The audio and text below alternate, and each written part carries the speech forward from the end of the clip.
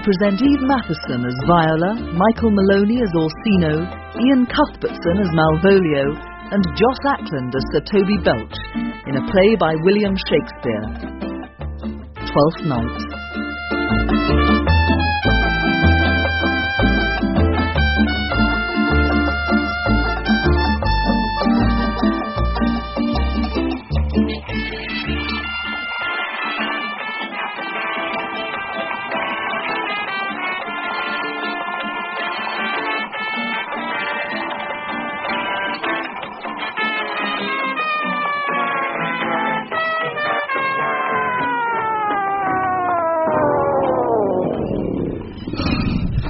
If music be the food of love, play on!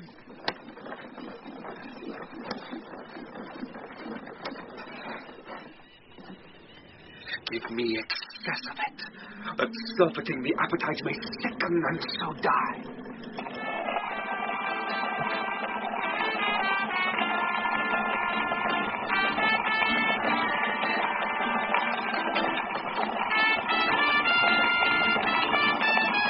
That strain again. It had a dying fall. Oh, it came o'er my ear like the sweet sound that breathes upon a bank of violets, stealing and giving on. Enough, no more. It is not so sweet now as it was before.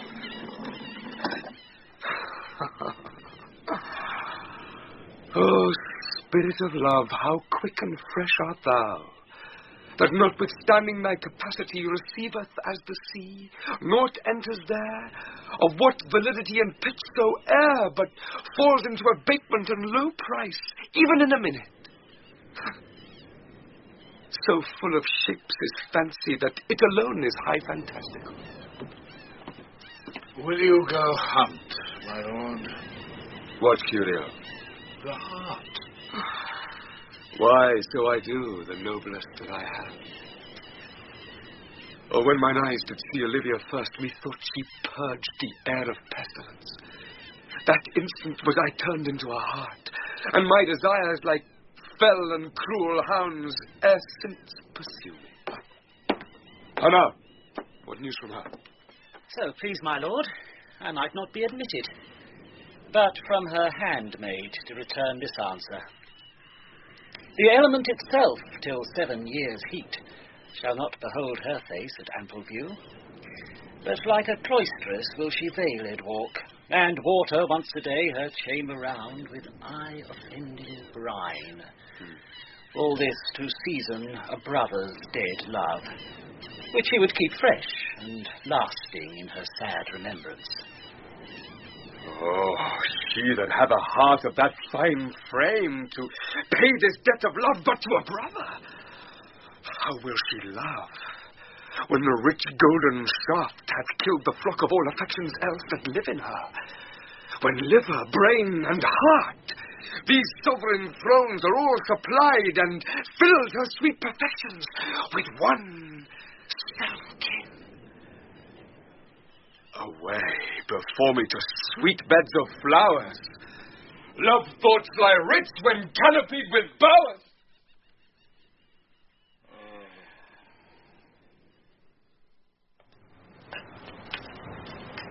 What country friend is this? This is Illyria, lady. What should I do with Illyria? My brother, he is in Elysium. Perchance he is not drowned. What think you, Captain? It is perchance that you yourself were saved. Oh, my poor brother. And so perchance may he be... True, madam. And to comfort you with chance, assure yourself, after our ship did split, when you and those poor numbers saved with you hung on our driving boat, I saw your brother bind himself to a strong mast that lived upon the sea, where, like a lion on the dolphin's back, I saw him hold acquaintance with the waves so long as I could see.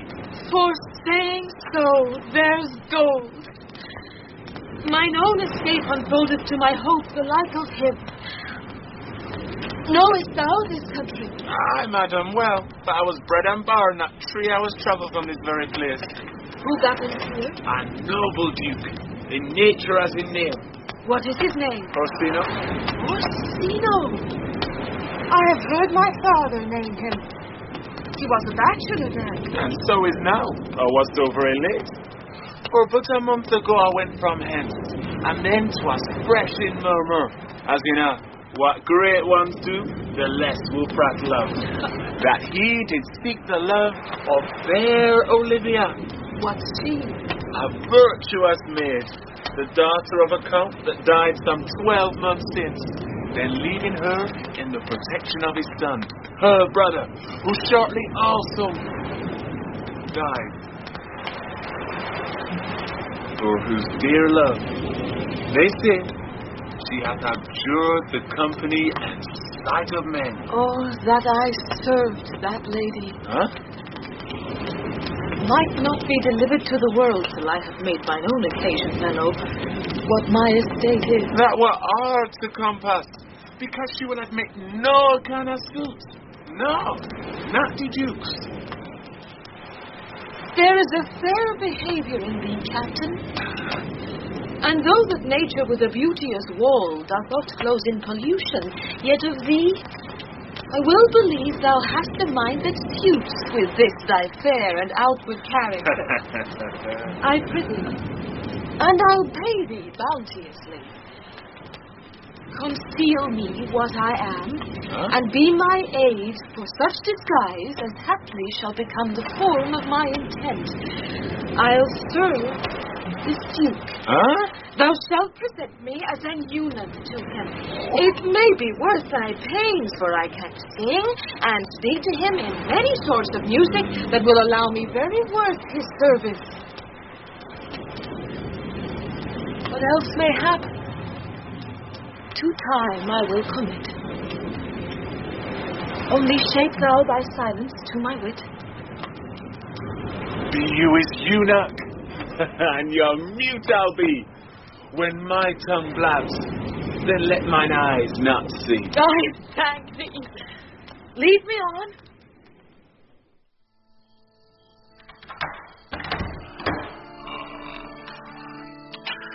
What a plague means my niece to take the death of her brother thus. I'm sure care's an enemy to life. Ay, my troth, Sir Toby, you must come in earlier anon. Your cousin, my Lady Illyria, takes great exceptions to your ill hour. Why, let her accept before accepted. Ay, but you must confine yourself within the modest limits of order. Confine? I'll confine myself no finer than I am. These clothes are good enough to drink in. And so be these boots, too. And they will not let them hang themselves in their own straps. That quaffing and drinking will undo you. I heard my lady talk of it yesterday. And of a foolish knight that you brought in one night here to be her wooer. Oh, Sir Andrew, ain't it, Chief? Aye, he. Why, he's as tall as any man in Illyria. What's that to the purpose? Why, he has 3,000 ducats a year. Aye, but he'll have but a year in all those ducats. He's a very fool and a prodigal. Oh, fine, if you'll say so. He plays the Val de Gamboys, and he speaks 3 or 4 languages, word for word without book, and hath all the good gifts of nature. He hath indeed all, most natural. For besides that he's a fool, he's a great quarreller. And but that he hath the gift of a coward to allay the gust he hath in quarrelling, 'tis thought among the prudent he would quickly have the gift of a grave. By his hand, they are scoundrels and substractors that say so of him. Who are they? They that had moreover he's drunk nightly in your company? With drinking health to my niece. Oh, well, I'll drink to her as long as there's a passage in my throat and drink in Illyria. He's a coward and a coistrel that'll not drink to my niece till his brains turn of the toe like a parish top. What wench? Castellano Valgo. Oh, here comes Sir Andrew Ale-Face. Toby Belch. Oh, no, Sir Toby Belch. Sweet Sir Andrew. Bless you, fair shrew. And you too, sir? Accost, Sir Andrew, accost. What's that? My niece's chambermaid. Good mistress, of course. I desire better acquaintance. My name is Mary, sir. Oh, good mistress, Mary, of course. Oh, you mistake, knight. Accost is front her, board her, woo her, assail her. By my troth, is that the meaning of accost? Fare you well, gentlemen. Now let her part so, Sir Andrew, with thou mightst never draw sword again. And you part so, mistress, I might never draw sword again. Fair lady, do you think you have fools in hand? Sir, I have not you by hand. Marry, but you shall have. And here's my hand. No, sir. Thought is free. I pray you, bring your hand to the buttery bar and let it drink. Wherefore, sweetheart? What's your metaphor? It's dry, sir. Well, I think so. I'm not such an ass, but I can keep my hand dry. But what's your jest? A dry jest? Are you full of them? Aye, sir. I have them at my fingers' ends. Marry, now I let go your hand. I am barren.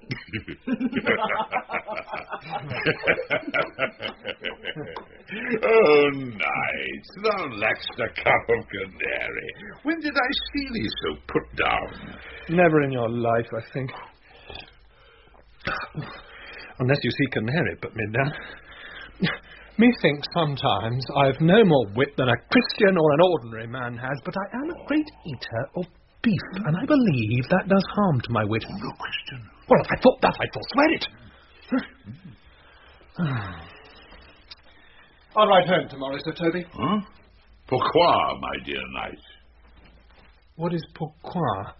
Is it do or not do? I would I had bestowed that time in the tongues that I have in fencing, dancing, and bear baiting. Oh, had I but followed the art! Oh, then hadst thou an excellent head of hair. Why? Would that have mended my hair? Oh, past question, for thou seest it will not curl by nature. But it becomes me well enough, does it not? Oh, excellent. It hangs like flax on a distaff. And I hope to see a housewife take thee between her legs and spin it off. Faith, I'll home tomorrow, Sir Toby. Your niece will not be seen, or if she be, it's 4 to 1. She'll none of me. The Count himself here hard by woos her. Oh, she'll none of the Count. She'll not match above her degree, neither in estate, years, nor wit. I've heard her swear it. But heart does life into man. I'll stay a month longer. Ah. I'm a fellow of the strangest mind in the world. I delight in masks and revels, sometimes altogether. Art thou good at these kickshaws, these nights? As any man in Illyria, whatsoever he be. Well, under the degree of my betters. And yet I will not compare with an old man. What is thy excellence in the galliard, knight? Well, faith, I can cut a caper. I can cut the mutton to it. And I think I have the back trick. Simply as strong as any man in Illyria. Oh, wherefore are these things hid? Wherefore have these gifts a curtain before them? Why dost thou not go to church in the galliard and come home in a coranto? My very walk should be a jig. I will not so much as make water but in a syncopace. What does that mean? Is it a world to hide virtues in? I did think by the excellent constitution of thy leg, it was formed under the star of a galliard. Aye, 'tis strong. It does indifferent well in a dun-coloured stock. Shall we set about some revels? What shall we do else? Were we not born under Taurus? Taurus? Well, that's sides and heart. No, sir. It's legs and thighs. Here. Let me see the caper. Excellent.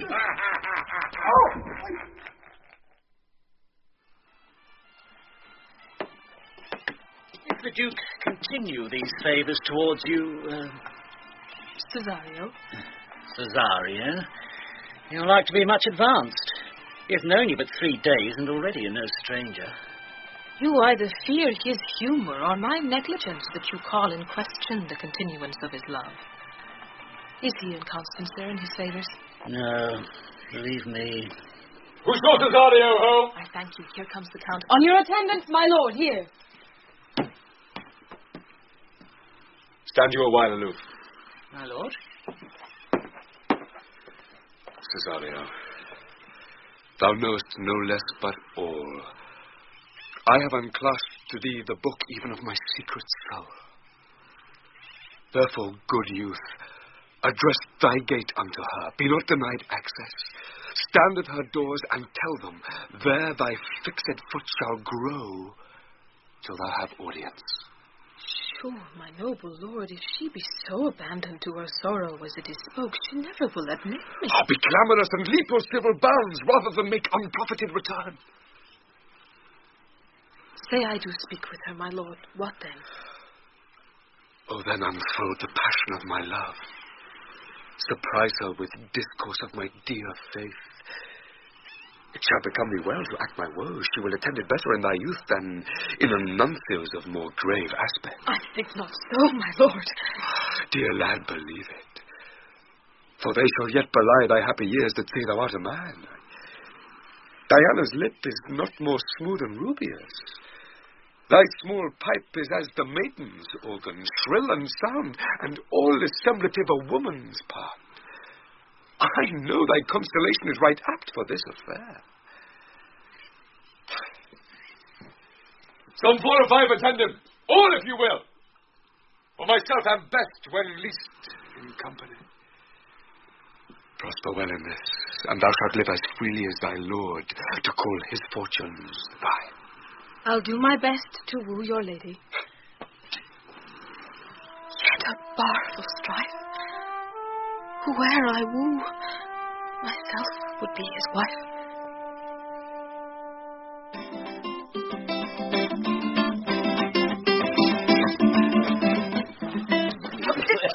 Nay, either tell me where thou hast been, or I will not open my lips, so wide as a bristle may enter in way of thy excuse. My lady Illyria will hang thee for thy absence. Let her hang me. He that is well hanged in this world needs to fear no colours. Make that good? He shall see none to fear. A good lengthened answer. I can tell thee where that saying was born of I fear no colours. Where, good Mistress Mary? In the wars, and that may you be bold to say in your foolery. Well, God give them wisdom that have it, and those that are fools, let them use their talent. Yet you will be hanged for being so long absent. Or to be turned away. Is not that as good as a hanging to you? Many a good hanging prevents a bad marriage. And for turning away, let some bear it out. You are resolute then? Not so neither. But I am resolved on 2 points. That if one break, the other will hold, or if both break, your gaskins fall. Apt in good faith, very apt. Well, go thy way. If Sir Toby would leave drinking, thou wert as witty a piece of Eve's flesh as any in Illyria. You rogue, no more of that. Here comes my lady. With a steward. Make your excuse wisely, you of it. Wit. And be thy will, put me into good fooling. Those wits that think they have thee do very oft prove fools, and I that am sure I lack thee may pass for a wise man. For what says Guinopulus? Better a witty fool than a foolish wit. God bless thee, lady! Take the fool away. Do you not hear, fellow? Take away the lady. Go to, you're a dry fool. I'll know more of you. Besides, you grow dishonest. 2 false Madonna, that drink and good counsel will amend. Forgive the dry fool drink, then is the fool not dry. Bid the dishonest man mend himself. If he mend, he is no longer dishonest. If he cannot, let the butcher mend him. Anything that's mended is but patched. Virtue that transgresses is but patched with sin, and sin that amends is but patched with virtue. If that this simple syllogism will serve so, if it will not, what remedy? As there is no true cuckold but calamity, so beauty's a flower. The lady bade take away the fool, therefore I say again, take her away. Sir, I bade him take away you. Misprison in the highest degree. Lady, cucullus non facet monachum.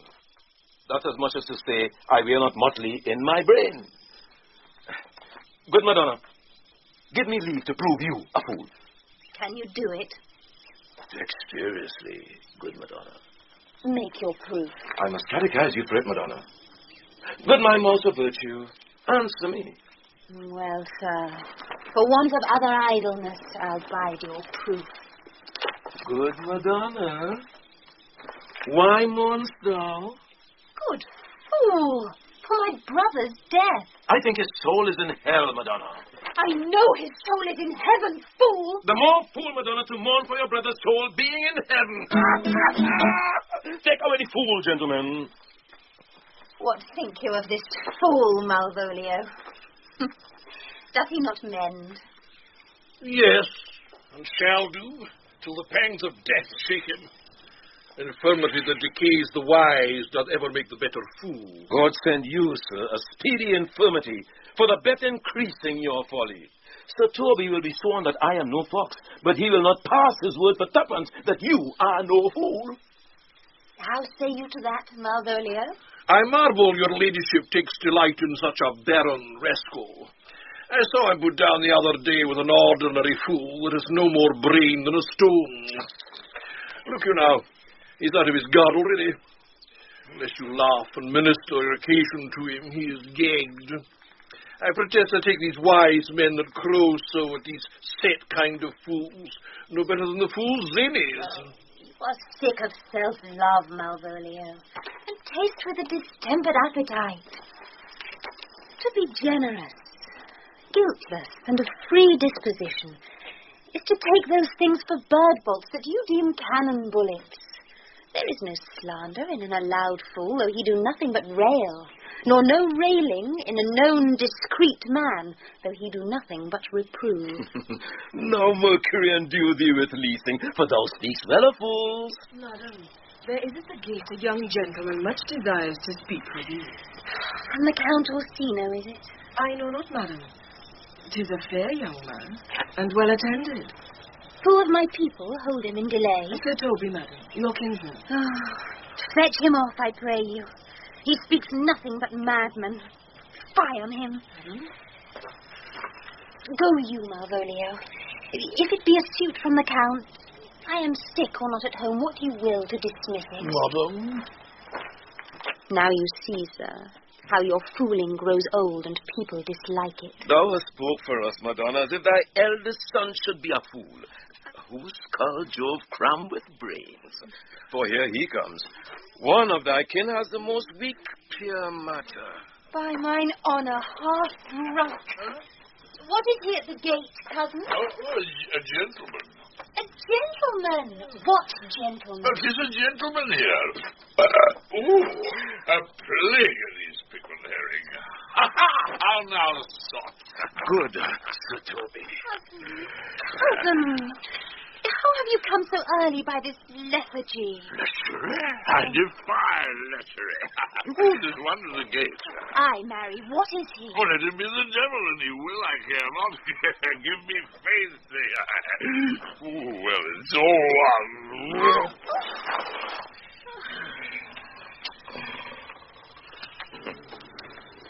What's a drunken man-like fool? Like a drunk man, a fool, and a madman. One draught above heat makes him a fool, the second mads him, and the third drowns him. Go thou and seek the coroner, and let him sit on my cars, for he's in the 3rd degree of drink. He's drowned. Go look after him. Oh, sot. He is but mad yet, Madonna, and the fool shall look to the madman. Madam, yon young fellow swears he will speak with you. I told him you were sick. He takes on him to understand so much, and therefore comes to speak with you. I told him you were asleep. He seems to have foreknowledge of that, too, and therefore comes to speak with you. What is to be said to him, lady? He's fortified against any denial. Tell him he shall not speak with me. Has been told so, and he says he'll stand at your door like a sheriff's post, and be the supporter to a bench, but he'll speak with you. What kind of man is he? Why, of mankind. What manner of man? Oh, a very ill manner. He'll speak with you, will you or no? Of what personage and years is he? Not yet old enough for a man, not young enough for a boy. As the squash is before 'tis a peas cod, or a codling when 'tis almost an apple. He's very well favoured, and he speaks very shrewishly. One would think his mother's milk were scarce out of him. Let him approach. Call in my gentlewoman. Gentlewoman, my lady calls. Madam? Give me my veil. Come, throw it o'er my face. Wear you a veil likewise, and now together we'll once more hear Orsino's embassy. Yes, madam. The honourable lady of the house, which is she? Speak to me. I shall answer for her. Your will? Most radiant, exquisite, and unmatchable beauty. I pray you tell me if this be the lady of the house, for I never saw her. I would be loath to cast away my speech, for besides that it is excellently well penned, I have taken great pains to con it. Good beauties, let me sustain no scorn. I am very comfortable, even to the least sinister usage. Whence came you, sir? I can say little more than I have studied, and that question's out of my part. Good gentle one, give me modest assurance, if you be the lady of the house, that I may proceed in my speech. Are you a comedian? No, my profound heart. And yet by the very fangs of malice, I swear I am not that I play. Are you the lady of the house? I heard you were saucy at my gates, and allowed your approach rather to wonder at you than to hear you. If you be mad, be gone. If you have reason, be brief. It is not that time of moon with me to make one in so skipping a dialogue. Will you hoist sail, sir? Here lies your way. No, good swabber, I am to hull here a little longer. Some mollification for your giant, sweet lady. Tell me your mind. I am a messenger. Sure, you have some hideous matter to deliver, when the courtesy of it is so fearful. Speak your office. It alone concerns your ear. I bring no overture of war, no taxation of homage. I hold the olive in my hand. My words are as full of peace as matter. Yet you began rudely. What are you? What would you? The rudeness that hath appeared in me have I learned from my entertainment. What I am and what I would are as secret as maidenhead. To your ears, divinity. To any others, profanation. Give us the place alone. We will hear this divinity. Madam? Now, sir, what is your text? Most sweet lady. A comfortable doctrine, and much may be said of it. Where lies your text? In Orsino's bosom. In his bosom? In what chapter of his bosom? To answer by the method, in the first of his heart. I have read it. It is heresy. Have you no more to say? Good madam, let me see your face. Have you any commission from your lord to negotiate with my face? You are now out of your text. But we will draw the curtain and show you the picture. Look you, sir. Such a one I was as this present. Is not well done? Excellently done. If God did all. 'Tis ingrained, sir. 'Twill endure wind and weather. 'Tis beauty truly blent, whose red and white nature's own sweet and cunning hand laid on. Lady, you are the cruelest she alive, if you will lead these graces to the grave and leave the world no copy. Oh, sir, I will not be so hard-hearted. I will give out diverse schedules of my beauty. It shall be inventoried, and every particle and utensil labelled to my will as item 2 lips indifferent red. Item, 2 grey eyes with lids to them. Item, 1 neck, 1 chin, and so forth. Were you sent hither to praise me? I see you what you are. You are too proud. But if you were the devil, you are fair. My lord and master loves you. Oh, such love could be but recompensed, though you were crowned the nonpareil of beauty. How does he love me? With adorations, fertile tears, with groans that thunder love, with sighs of fire. Your lord does know my mind. I cannot love him. Yes, I suppose him virtuous, know him noble, of great estate, of fresh and stainless youth, in voices well divulged, free, learned, and valiant, and in dimension and the shape of nature a gracious person. But yet I cannot love him. He might have took his answer long ago. If I did love you in my master's flame, with such a suffering, such a deadly life, in your denial I would find no sense. I would not understand it. Why? What would you? Make me a willow cabin at your gate, and call upon my soul within the house. Write loyal cantons of contemned love, and sing them loud, even in the dead of night. Halloo your name to the reverberate hills, and make the babbling gossip of the air cry out, "Oh, Illyria!"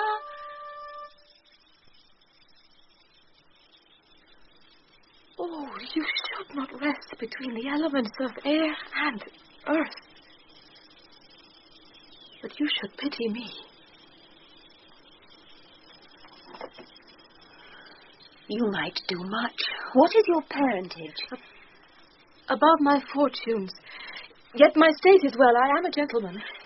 Get you to your lord. I cannot love him. Let him send no more, unless perchance you come to me again to tell me how he takes it. Fare you well. I thank you for your pains. Spend this for me. I am no feed post, lady. Keep your purse. My master, not myself, lacks recompense. Love make his heart of flint, that you shall love, and let your fervour, like my master's, be placed in contempt. Farewell, fair cruelty. What is your parentage? Above my fortunes, yet my state is well. I am a gentleman.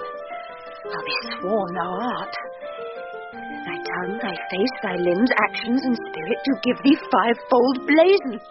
Not too fast. Soft, soft. Unless the master were a man. How now? Even so quickly may one catch the plague? Methinks I feel this youth's perfections, with an invisible and subtle stealth to creep in at mine eyes. Well, let it be. What ho, Malvolio? Here, madam, at your service. Run after that same peevish messenger, the county's man. He left this ring behind him, would I or not. Tell him I'll none of it. Desire him not to flatter with his lord, nor hold him up with hopes. I am not for him. If that the youth will come this way tomorrow, I'll give him reasons for it. Hie thee, Malvolio. Madam, I will. I do. I know not what, and fear to find mine eye too great a flatterer for my mind. Fate show thy force. Ourselves we do not owe. What is decreed must be, and be this so.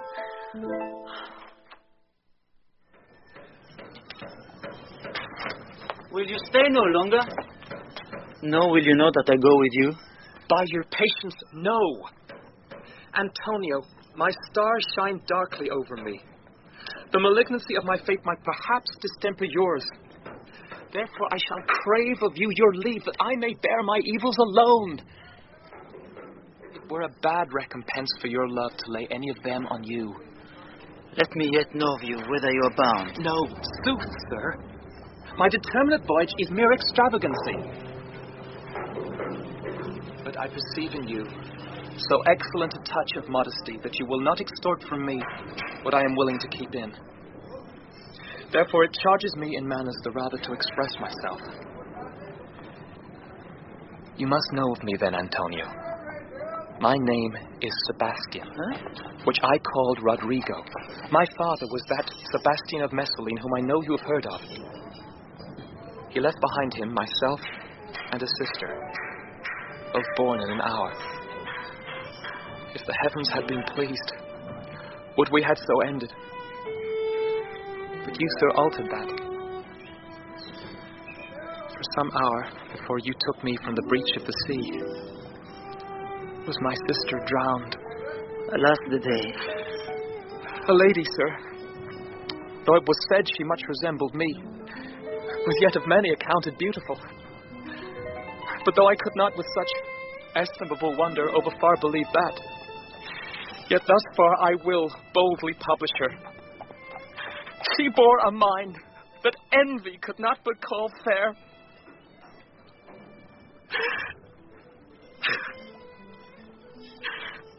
She is drowned already, sir, with salt water, though I seem to drown her remembrance again with more.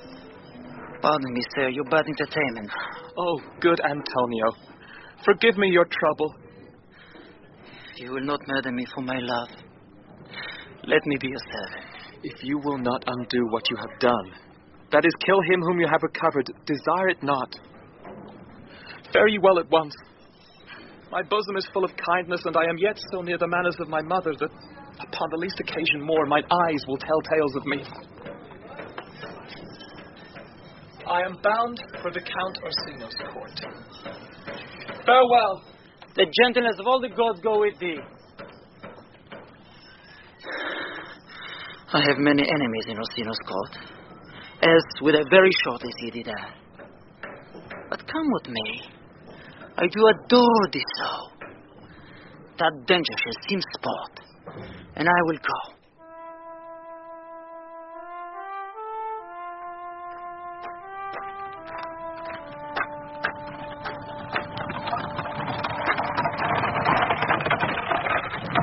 Were not you in now with the Countess Olivia? Even now, sir. On a moderate pace I have since arrived, but hither. She returns this ring to you, sir. You might have saved me my pains to have taken it away yourself. She adds, moreover, that you should put your lord into a desperate assurance. She will none of him. And one thing more, that you be never so hardy to come again in his affairs unless it be to report your lord's taking of this.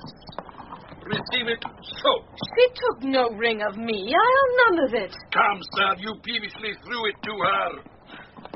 And the will is it should be so returned. If it be worth stooping for, there it lies, in your eye. If not, be it his that finds it. I left no ring with her. What means this lady? Fortune forbid my outside have not charmed her. She made good view of me. Indeed, so much that methought her eyes had lost her tongue, for she did speak in starts, distractedly. She loves me, sure. The cunning of her passion invites me in this churlish messenger. None of my lord's ring. Why, he sent her none. I am the man. If it be so, as 'tis, poor lady, she were better love a dream. Disguise, I see thou art a wickedness wherein the pregnant enemy does much. How easy is it for the proper false in women's waxen hearts to set their forms. Alas, our frailty is the cause, not we. For such as we are made of, such we be. How will this fadge? My master loves her dearly, and I, poor monster, fond as much on him, and she, mistaken, seems to dote on me. What will become of this? As I am man, my state is desperate for my master's love. As I am woman, now alas the day. What thriftless sighs shall poor Olivia breathe? Oh, time! Now must untangle this, not I. 'Tis too hard a knot for me to untie. Approach, Sir Andrew.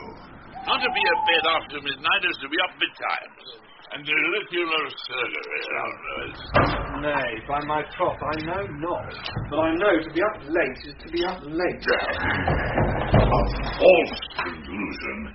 I hate it as an unfilled can. To be up after midnight, and to go to bed then is early. So that to go to bed after midnight is to go to bed betimes. Does not our life consist of the four elements? Well, so they say. I think it rather consists of eating and drinking. Oh, that's a scholar. Let us therefore eat and drink. A soup of wine. Here comes the fool effect. Did you never see the picture of me, Free? Welcome, Master. Let's have a catch. Well, by my troth, the fool has an excellent breast. I had rather than 40 shillings I had such a leg and so sweet a breast as seen as the fool has. Yes, too. Thou wast in very gracious footing last night, when thou spokest of Picrochromatus. and of the Vapians passing the equinoctial of Qui Ubus. That's very good in faith. I sent thee sixpence for thy leman, hadst it? I did in Pentecost, thy gratitude. For Malvolio's nose is no whipstone. My lady has a white hand. And the Mamadons are no bottle ale houses. Excellent. Why, this is the best feeling when all is done. Now, a song. Go on. There's sixpence for you. Let's have a song. Oh, there's a test for me, too. If one night... Would you have a love song or a song of good life? A love song. A love song. Oh, I cannot have a good life.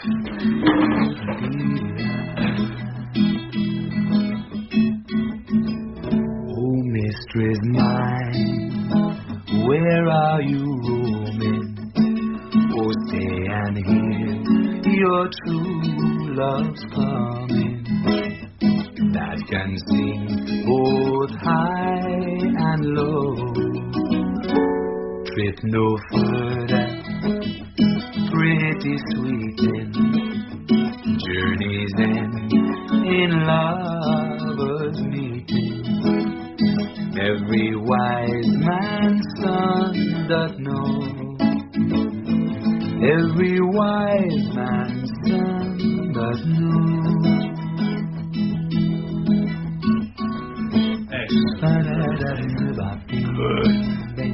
Good. What is love?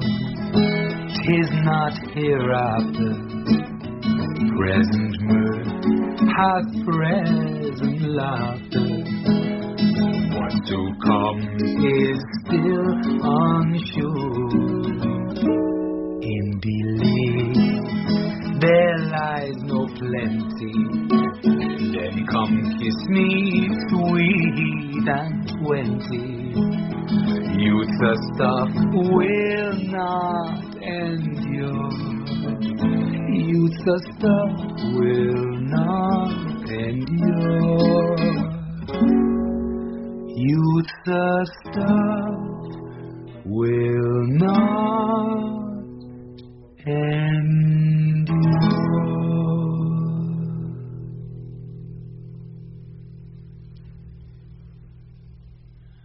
A mellifluous voice as I am a true knight.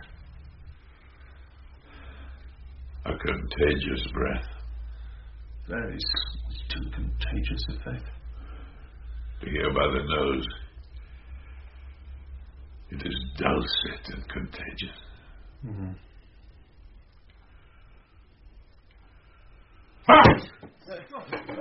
Shall we make a welkin dance indeed? Shall we rouse the night owl in a catch that will draw 3 souls out of one weaver? Shall we do that? Lovely, let's do it. I'm a dog at a catch. My lady, son, some dog will catch well. Most certain. Let our catch be thou knave. For thy peace, thou knave knight. I shall be constrained to call thee knave knight. Well, 'tis not the first time I've constrained one to call me knave. Begin, fool. It begins... Hold thy peace. I shall never begin if I hold my peace. Good in faith. Come, begin. Hold thy peace, I pray thee, hold thy peace. Hold thy peace, hold thy peace, hold thy peace, I pray thee, hold thy peace.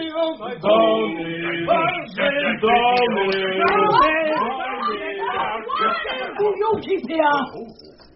If my lady have not called up that steward Malvolio and bid him turn you out of doors, never trust me. My ladies are catire.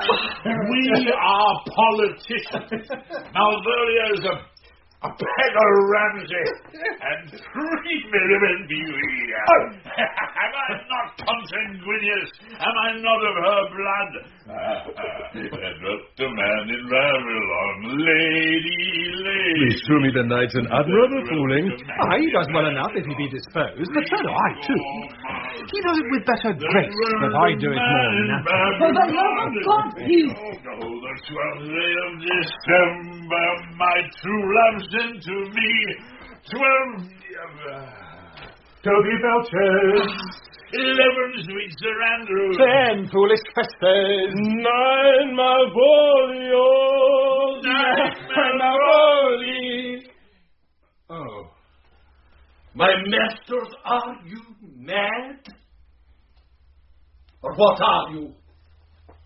Have you no wit, manners, nor honesty, but to gabble like tinkers at this time of night? To make an alehouse of my lady's house, that you squeak out your cozier catches without any mitigation or remorse of voice? Is there no respect of place, persons, no time in you? We did keep time, sir. In our catches. Snap. Sir Toby, I must be round with you.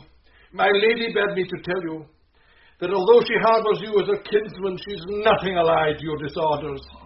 If you can separate yourself and your misdemeanours, you are welcome to the house. If not, and it will please you to take leave of her, she is very willing to bid you farewell. Oh, farewell, dear heart, since I must needs be gone. His eyes do show his days are almost done. It's even so. But I will never die. Sir Toby, there you lie. Much credit to you. Shall I bid him go? Oh, what a let you do. Shall I bid him go and spare not? Oh, no, you dare not. Out of tune, sir. Eli. Art any more than a steward? Dost thou think because thou art virtuous, there shall be no more cakes and ale? Yes, by St. Anne, and ginger shall be hot in the mouth too. That is right. Go, sir. Rub your cane with crumbs. A scoop of wine, Maria. Mistress Mary, if you prized my lady's favour at anything more than contempt, you would not give means for this uncivil rule. She shall know of it by this hand.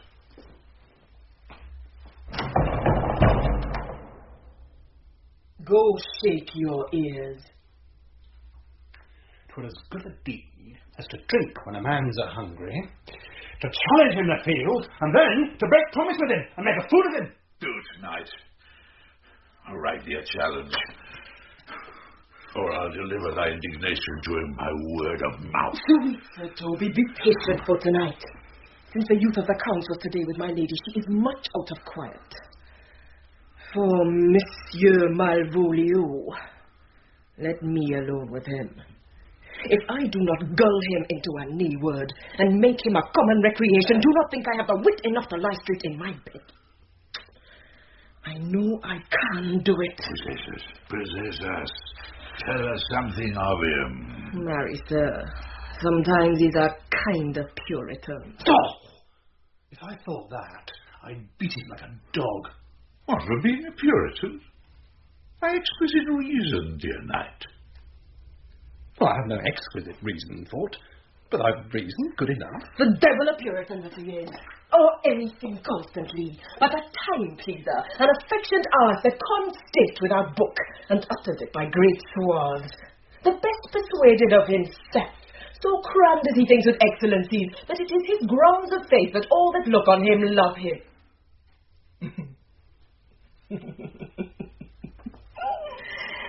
And on that vice in him will my revenge find notable cause to work. What wilt thou do? I will drop in his way some obscure epistles of love, wherein by the colour of his beard, the shape of his leg, the manner of his gait, the expression of his eye, forehead, and complexion, he shall find himself most feelingly personated. I can write, very like my lady, your niece. On a forgotten matter, we can hardly make distinction of our hands. Excellent! I smell a device. Yes, I have it in my notes, too. You shall think, by the letters that thou wilt drop, that they come from my niece, and that she's in love with him. My purpose is indeed a horse of that colour. And your horse now would make him an ass. Ass, I doubt not. To be admirable. But, Royal, I warrant you, I know my physic will work with him. I will plant you two, and let the fool make a third, where he shall find the letter. Observe his construction of it. For this night, to bed, and dream of the event. Farewell. Good night. Penthesilea. For me, she's a good wench. She's a beagle. True bred. And one that adores me. What of that? I was adored once, too. That's the bed, knight. Thou need send for more money. If I cannot recover your niece, I am a foul way out. Send for money, knight. If thou hast a knot at the end, call me cut. If I do not, never trust me. Take it, I will. Come. Come. Oh. I'll go burn some sack. Here. Huh?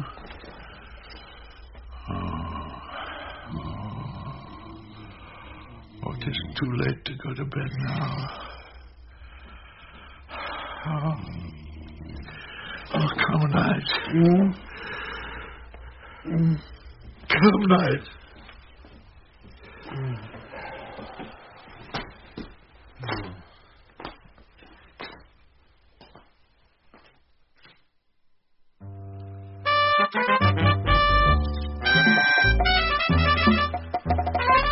Give me some music.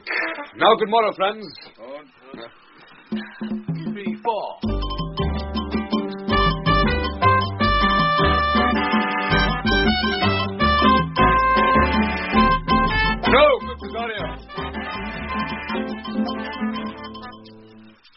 piece of song, that old and antic song we heard last night.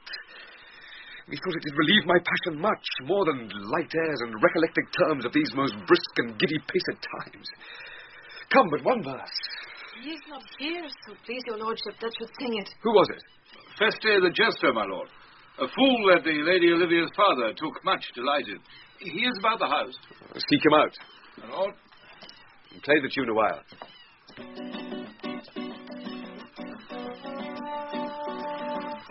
Come hither, boy.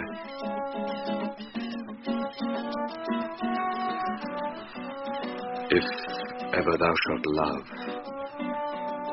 in the sweet pangs of it remember me. For such as I am, all true lovers are, unstayed and skittish in all motions else, save in the constant image of the creature that is beloved. How dost thou like this tune? It gives a very echo to the seat where love is throned. Thou dost speak masterly. My life upon, young though thou art, thine eye hath stayed upon some favour that it loves. Hath it not, boy? A little, by your favour. What kind of woman is it? Of your complexion. Oh, she's not worthy, then. What years, I think? About your years, my lord. Too old, by heaven. Let still the woman take an elder than herself. So wears she to him, so sways she level in her husband's heart. For, boy, however we do praise ourselves, our fancies are more giddy and unfirm, more longing, wavering, sooner lost and worn than women's are. I think it well, my lord. And let thy love be younger than thyself, or thy affection cannot hold the bent.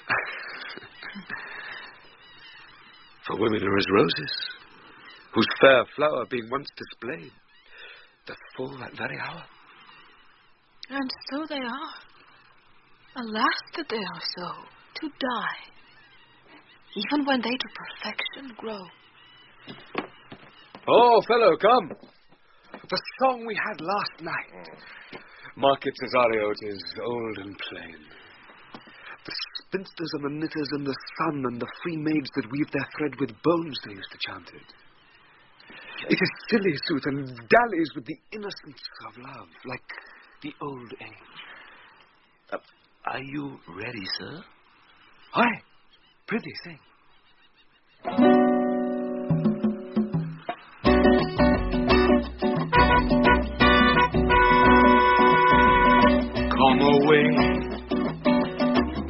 Come away, death, and inside Cyprus let me be laid. Fire away, breath. I am slain by a fair, cruel maid. My shroud of white stuck all with you. Oh, prepare it.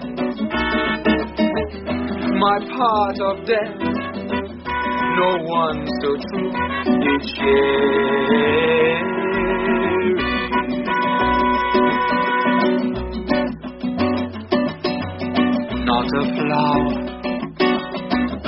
Not a flower sweet, on my black coffin let there be straw. Not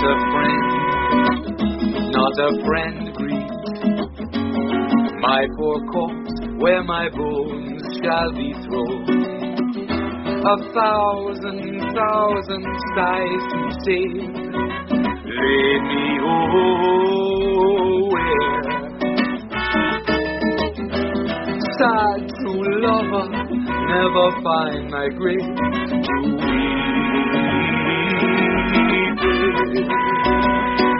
to weep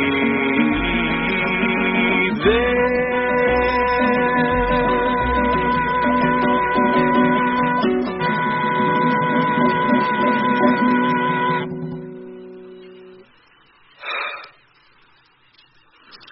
There is for thy pains. No pain, sir. I take pleasure in singing, sir. I'll pay thy pleasure, then. Truly, sir, and pleasure will be paid, one time or another. Give me now leave to leave thee. Now the melancholy God protect thee, and the tailor make thy doublet of changeable taffeta, for thy mind is a very opal. I would have men of such constancy put to sea, that their business might be everything, and their intent everywhere. For that's it that always makes a good voyage of nothing. Farewell. Let all the rest give place. Lord. Once more, Cesario, get thee to yon same sovereign cruelty. Tell her my love, more noble than the world, prizes not quantity of dirty lands. The parts that fortune hath bestowed upon her, tell her I hold as giddily as fortune. But 'tis that miracle and queen of gems that nature pranks her in, attracts my soul. But if she cannot love you, sir... I cannot be so answered. Truth, but you must. Say that some lady, as perhaps there is, has for your love as great a pang of heart as you have for Illyria. You cannot love her. You tell her so. Must she not then be answered? There is no woman's sides can bide the beating of so strong a passion as love doth give my heart. No woman's heart so big to hold so much. They lack retention. Alas, their love may be called appetite. No motion of the liver, but the palate that suffers surfeit, cloyment and revolt. But mine is all as hungry as the sea, and can digest as much. Make no compare between that love a woman can bear me and that I owe Illyria. Aye, but I know. What dost thou know? Too well what love women to men may owe. In faith, they are as true of heart as we. My father had a daughter, loved a man. As it might be, perhaps, were I a woman, I should your lordship. And what's her history? A blank, my lord. She never told her love, but let concealment, like a worm and the bud, feed on her damask cheek. She pined in thought, and with a green and yellow melancholy she sat like patience on a monument, smiling at grief. Was not this love indeed? We men may say more, swear more, but indeed our shows are more than will. For still we prove much in our vows, but little in our love. But died thy sister of her love, my boy? I am all the daughters of my father's house. And all the brothers, too. And yet I know not. Sir, shall I to this lady? Aye, that's the theme. To her in haste. Give her this jewel. Say my love can give no place. Bide no deny. Come thy way, Signor Fabian. Hey, I'll come. If I lose a scruple of this sport, let me be boiled to death with melancholy. Wouldst thou not be glad to have the niggardly, rascally sheep-biter come by some notable shame? I would exult, man. You know, he brought me out of favor with my lady about a bear baiting here. Good, hang to him, we'll have the bear again, and we will fool him black and blue. Shall we not, Sir Andrew? And we do not. 'Tis pity of our lives. Ah, here comes the little villain. How now, my metal of India? Get you all three into the box tree. Malvolio's coming down this walk. Huh? He has been yonder in the sun, practicing behavior to his own shadow this half hour. Observe him for the love of mockery, for I know this letter will make a contemplative idiot of him. In the name of Jack.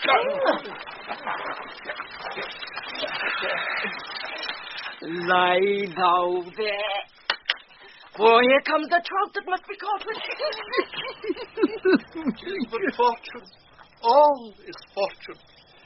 Maria once told me my lady did affect me, and I have heard herself come thus near the should she fancy it should be one of my complexion. Besides, she uses me with a more exalted respect than anyone else that follows her.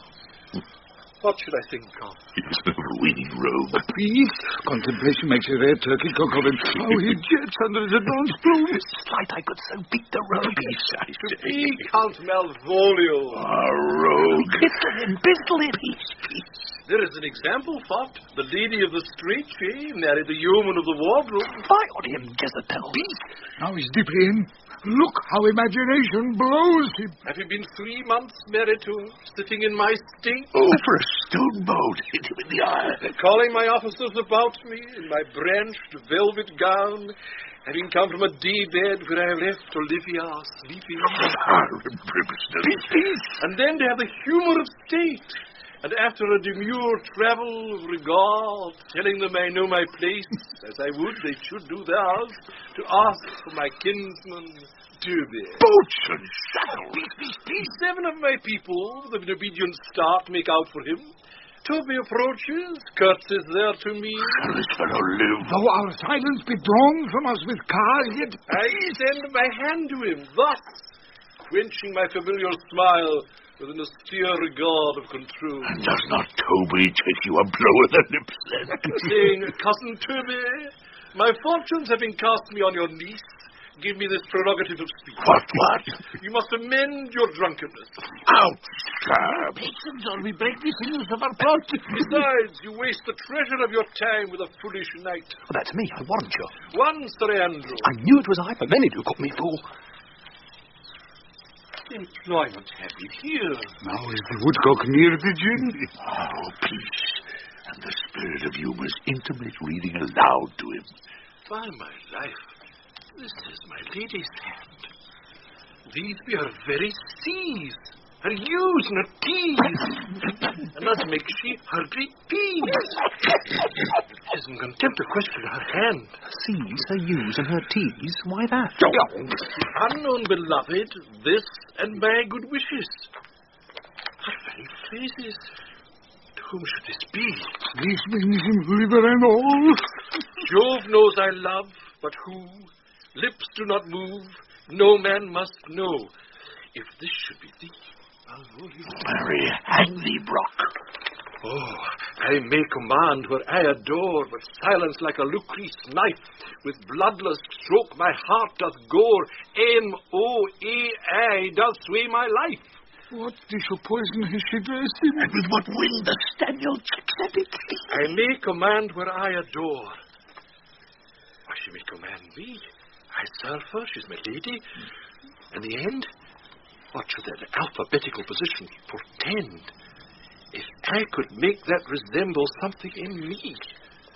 Softly. M-O-A-I. Oh, I make up that. Isn't out a code said. Souter will cry upon it for all this, though it be as rank as a fox. Malvolio! Oh, Mem, why, that begins my name. Did I not say he would work it out? The cure is excellent at false. Then there is no consonancy in the sequel. A should follow, but O does. And O shall end, I hope. Aye, or I'll cudgel him and make him cry, oh. Here follows prose. In my stars I am above thee, but be not afraid of greatness. Some are born great, some achieve greatness, and some of greatness thrust upon them. Thy fates open their hands, let thy blood and spirit embrace them, and to inure thyself to what thou art like to be, cast thy humble slough and appear fresh. Be opposite with the kinsman, surly with servants, let thy tongue tang arguments of state, put thyself into the trick of singularity. She thus advises thee that sighs for thee, remember who commended thy yellow stockings, and wish to see thee ever cross-gartered. I say, remember, go to, thou art made if thou desirest to be so.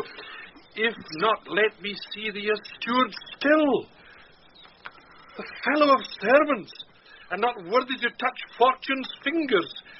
Farewell, she that would alter services with the fortunate unhappy. Oh. Daylight and champagne discovers not more. This is open. I will be proud. I will read politic authors. I will baffle Sir Toby. I will wash off gross acquaintance.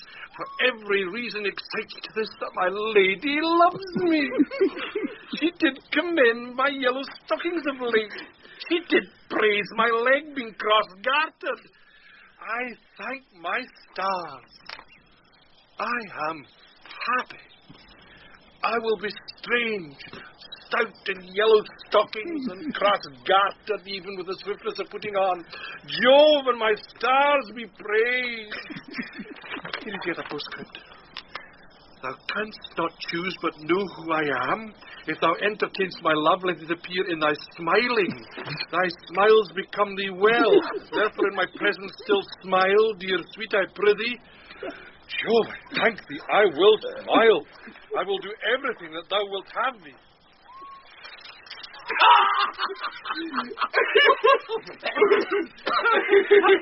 I will not give my part of this sport for a pension of thousands to be paid from the Sophie. I could marry the wench with this device. So could I too. And ask no other dowry with her, but such another jest. Nor I neither. Here comes my noble girl, Captain. Oh, wilt thou set thy foot on my neck? Or mine, either. Oh, shall I pay my freedom and traitor and become thy bondslave? Oh, in traitor? Or either. Why, thou'st put him in such a dream that when the image of it leaves him, he must run mad. Nay, but Gertrude, does it work upon him? Like Aquavita with a midwife. If you will then see the fruits of the sport, mark his first approach before my lady. He will come to her in yellow stockings, and to the colour she abhors, and cross-gartered, a fashion she detests. And he will smile upon her, which will now be so unsuitable to her disposition, being addicted to a melancholy as she is, that it cannot but turn him into a notable contempt. If you will see it, follow me. Oh, to the gates of Tartar, thou most excellent devil of wit! I'll make one too.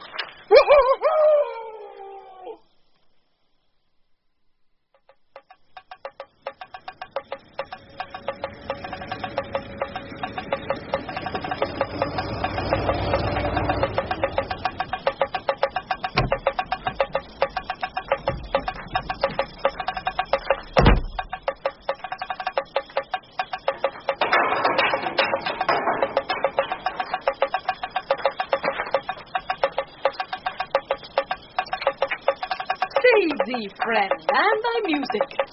Dost thou live by thy tabor? No, sir, I live by the church. Art thou a churchman? No such matter, sir. I do live by the church, for I do live at my house, and my house doth stand by the church.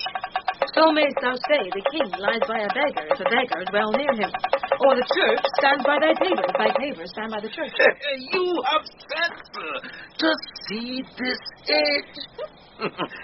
A sentence is but a cheverel glove to a good wit. How quickly the wrong side may be turned outward. Nay, that's certain. They that dally nicely with words may quickly make them wanton. I would therefore my sister had had no name, sir. Why, man? Why, sir, her name's a word, and to dally with that word might make my sister wanton.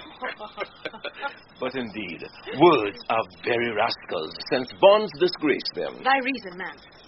Truth, sir, I can yield you none without words, and words are grown so false, I am loath to prove reason with them. I warrant thou art a merry fellow, and carest for nothing. Not so, sir. I do care for something, but in my conscience, sir, I do not care for you. If that be to care for nothing, sir, I would it would make you invisible. Art thou not the Lady Olivier's fool? No, indeed, sir. The Lady Olivia has no folly. She will keep no fool, sir, till she be married. And fools are as like husbands as pilchards are to herring. The husband's the bigger. I'm indeed not a fool, sir, but a corrupter of words. I saw thee late at the Count Orsino's. Foolery, sir, does walk about the orb like the sun. It shines everywhere. I would be sorry, sir, but a fool should be as off with your master as with my mistress. I think I saw your wisdom there. Nay, and now pass upon me. I'll no more with thee. Hold. There's expenses for thee. No, Joe. In his next commodity of hair, send thee a beard. By my troth, I'll tell thee I am almost sick for one. Though I would not have it grow on my chin. Is thy lady within? She is, sir. I will consider to them whence you come, who you are and what you would out of my welkin. I might say element, but the word is overworn. This fellow is wise enough to play the fool, and to do that well craves a kind of wit. He must observe their mood on whom he jests, the quality of persons at the time, and like the haggard, check at every feather that comes before his eye. This is a practice as full of labor as a wise man's art. For folly that he wisely shows is fit, but wise men, folly fallen, quite taint their wit. Save you, gentlemen. And you, sir? Dear, vous garde, monsieur. Et vous aussi, votre serviteur. So you are. I hope so you are. And I'm yours. Will you encounter the house?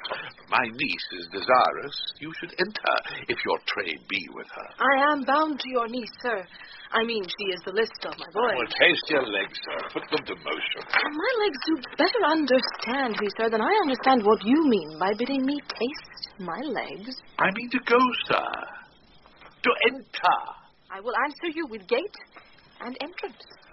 But we are prevented. Most excellent, accomplished lady, the heavens rain odours on you. That youth's a rare courtier. Rain odours, well. My matter hath no voice, lady, but to your own most pregnant and vouchsafed ear. Odours, pregnant, and, vouchsafed. I'll get them all three ready.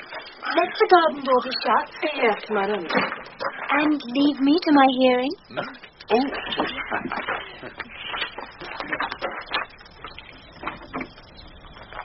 Give me your hand, sir. My duty, madam, and most humble service. What is your name? Cesario is your servant's name, fair princess. My servant, sir. 'Twas never merry world since lowly feigning was called compliment. Your servant to the Count Orsino, youth. And he is yours.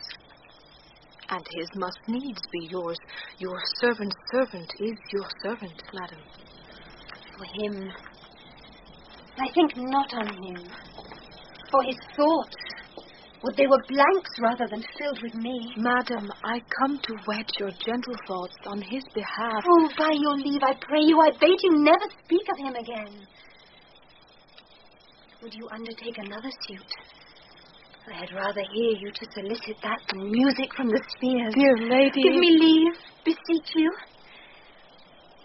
I did send, after the last enchantment you did hear, a ring in chase of you. So did I abuse myself, my servant, and I fear me you. Under your hard construction must I sit, to force that on you in a shameful cunning which you knew none of yours. What might you think? Have you not set mine honour at the stake and baited it with all the muzzled thoughts that tyrannous heart can think? To one of your receiving enough is shown. A cypress, not a bosom, hides my heart. So, let me hear you speak. I pity you. That's a degree to love? No, not a grise. For 'tis a vulgar proof that very oft we pity enemies.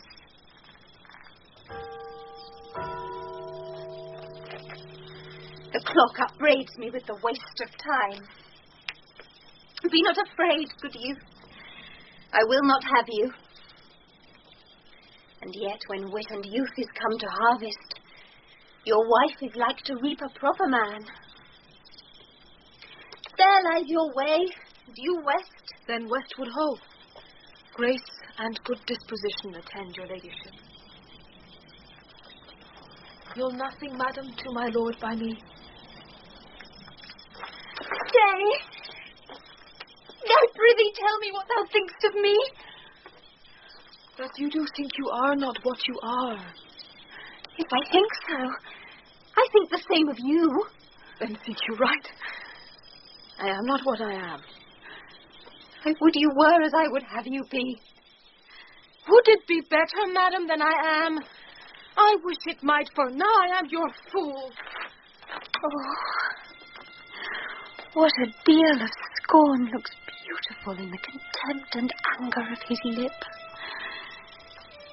A murderous guilt shows not itself more soon than love that would seem hid.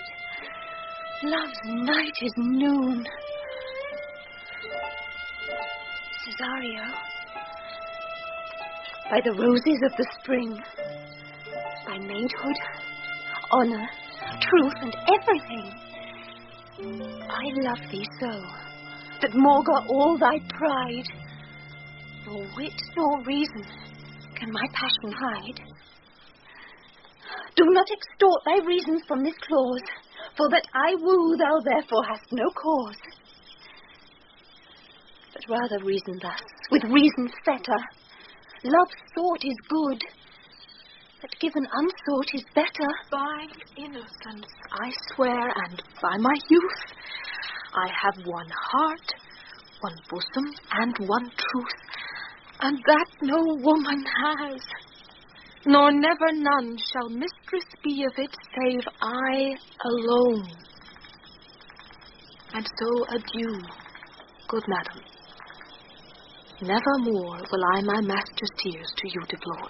Yet come again, for thou perhaps mayst move that heart which now abhors to like his love.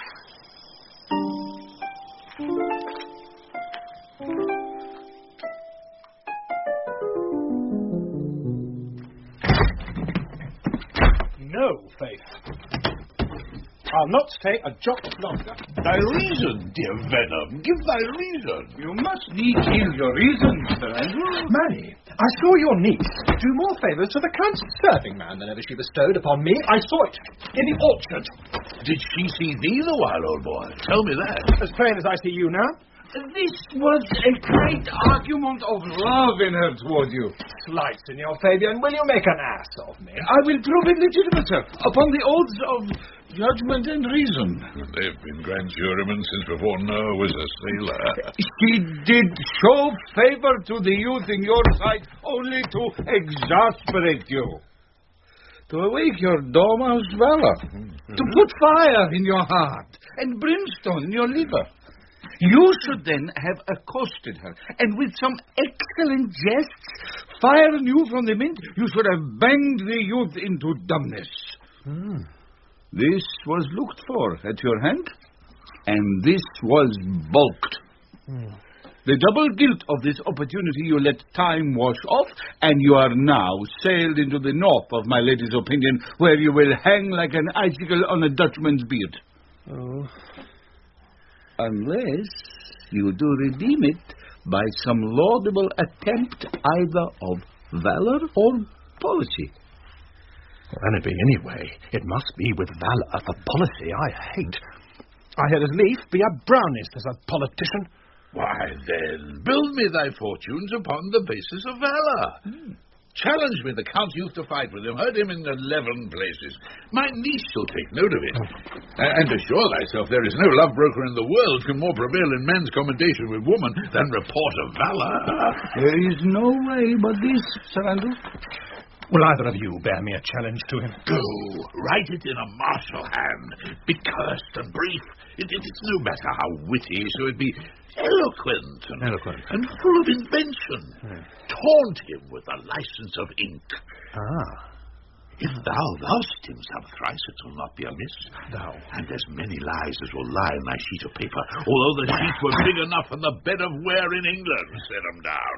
Go about it. Let there be gall enough in thy ink, though thou write with a goose pen, no matter. Go, about it. Where shall I find you? We'll call thee at thy cubiculo. Cubiculo? Oh, go.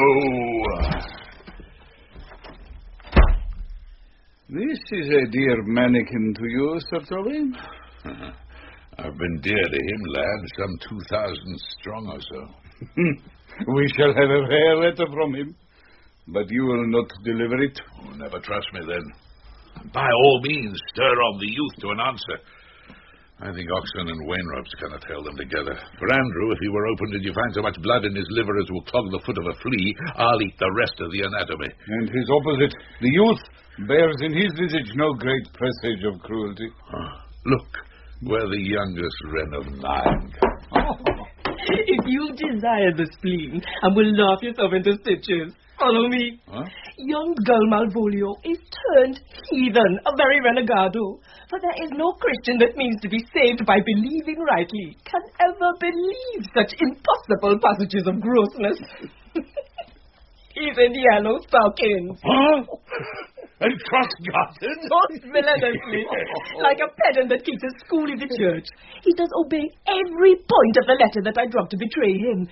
He does smile his face into more lines than is in the new map with the augmentation of the Indies. You have not seen such a thing as this. I know my lady will strike him. If she do, he'll smile and take for a great favor. Come, bring us where he is. I would not by my will have troubled you, but since you make your pleasure of your pains, I will no further chide you. Sebastian, I could not stay behind you. My desire, more sharp than filet steel, did spur me forth, and not all love to see you. But jealousy, what might befall your trouble? Being skilless in these parts, which to a stranger unguided and unfriended, often prove rough and unhospitable. My willing love, the rather by these arguments of fear, set forth in your pursuit. My kind Antonio, I can no other answer make but thanks, and thanks, and ever thanks. And oft good turns are shuffled off with such uncurrent pay. But were my worth, as is my conscience, firm, you should find better dealing. What's to do? Shall we go see the relics of this town? Tomorrow, sir. Best first go see your lodging. I am not weary, and 'tis long till night. I pray you, let us satisfy our eyes with the memorials and things of fame that do renown this city. Would you pardon me? I do not without danger walk these streets. Once, in a sea fight against Orsino's galleys, I did some service. Of such note indeed that were I 10 here, it would scarce be answered. Belike you slew great number of his people. The offense is not of such a bloody nature. Albeit the quality of the time and quarrel might well have given us bloody argument. It might have since been answered in repaying what we took from them, which for traffic's sake most of our city did. Only myself stood out. For which if I'll be lapsed in this place, I shall pay there. Do not then walk too open. It doth not fit me. Hold, sir. Here's my purse. In the south suburbs of the Elephant is best to lodge. I will bespeak our diet, whilst you beguile the time and feed your knowledge with viewing of the town. There shall you have me. Why I your purse? Haply your eye shall light upon some toy you have desired to purchase.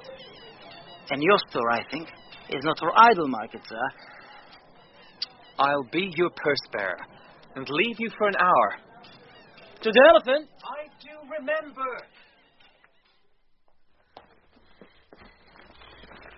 I have sent after him.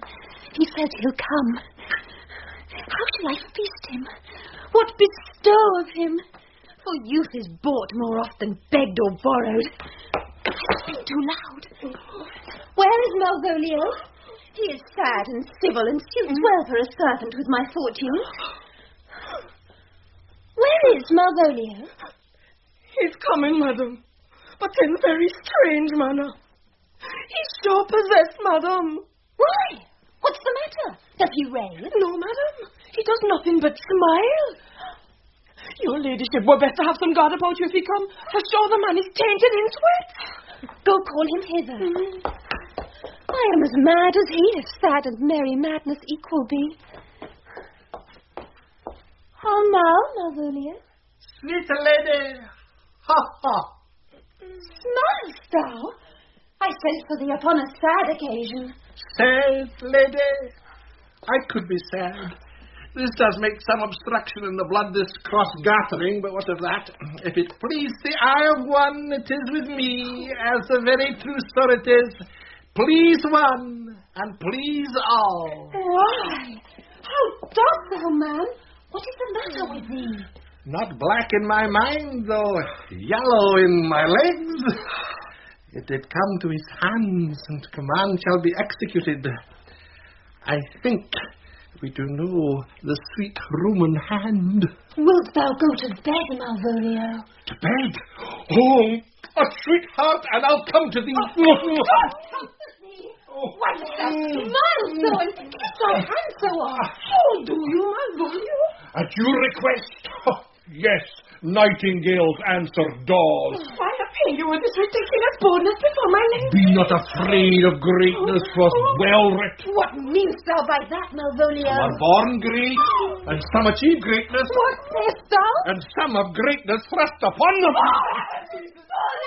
Remember who commended thy yellow stocking. Thy yellow stocking? And wish to see thee cross-gartered. Cross-gartered? Go to, thou art maid, or desirest to be so. Am I maid? If not, let me see thee a servant still. Why, this is very midsummer madness. Oh. Madam, the young gentleman of the council knows it was so. I'll come to him. Good Maria, let this fellow be looked to. Where's my cousin Toby? Let some of my people have a special care of him. I would not have him miscarry for the half of my dowry. Yes, madam. Oh, do you come near me now? No worse man than Sir Toby to look to me. This concurs directly with the letter. She sends him on purpose, that I may appear stubborn to him. Cast thy humble slough, says she, be opposite with a kinsman, surly with servants. And when she went away now, let this fellow be looked to. Fellow, not Malvolio, not after my degree, but fellow. Why, everything adheres together, that no dram of a scruple, no scruple of a scruple, no obstacle, no incredulous or unsafe circumstance, what can be said? Nothing that can come between me and the full prospect of my hopes. Well, Jove, not I, is the doer of this, and he is to be thanked. Which way is he in the name of sanctity? If all the devils of hell be drawn in little, and Legion himself possess him, yet I'll speak to him. Here he is. How is't with you, sir? How is't with you, man? Go off, I discard you. Let me enjoy my private. Go off. No. How hollow the fiend speaks within him. Did not I tell you? Toby, my lady, pray you to have a care of him. Aha, that's it. Go. Peace. We must be gentle with him. Let me alone. How do you, Malvolio? How is with you? What man? Defy the devil. Consider he's an enemy to mankind. Do you know what you say? Lie you? And you speak like the devil, how he takes it at heart. Pray God he be not bewitched. Carry his water to the wise woman. Marry, and it shall be done tomorrow morning if I live. My lady would not lose him for more than I'll say. How now, mistress? Hold my peace. This is not the way. Do you not see you move him? Let me alone with him. No way but gently. The fiend is rough and will not be roughly used. Why, how now, my poor cock? How dost thou chuck? Sir, I bid thee come with me. What man, 'tis not for gravity to play a cherry pit with Satan. Hang him, foul collier. It is to say his prayers, good Sir Toby. Get him to pray. my prayers, me. No. I warrant you, he will not hear of godliness. Go hang yourselves all. You are idle, shallow things. I'm not of your element. You shall know more hereafter.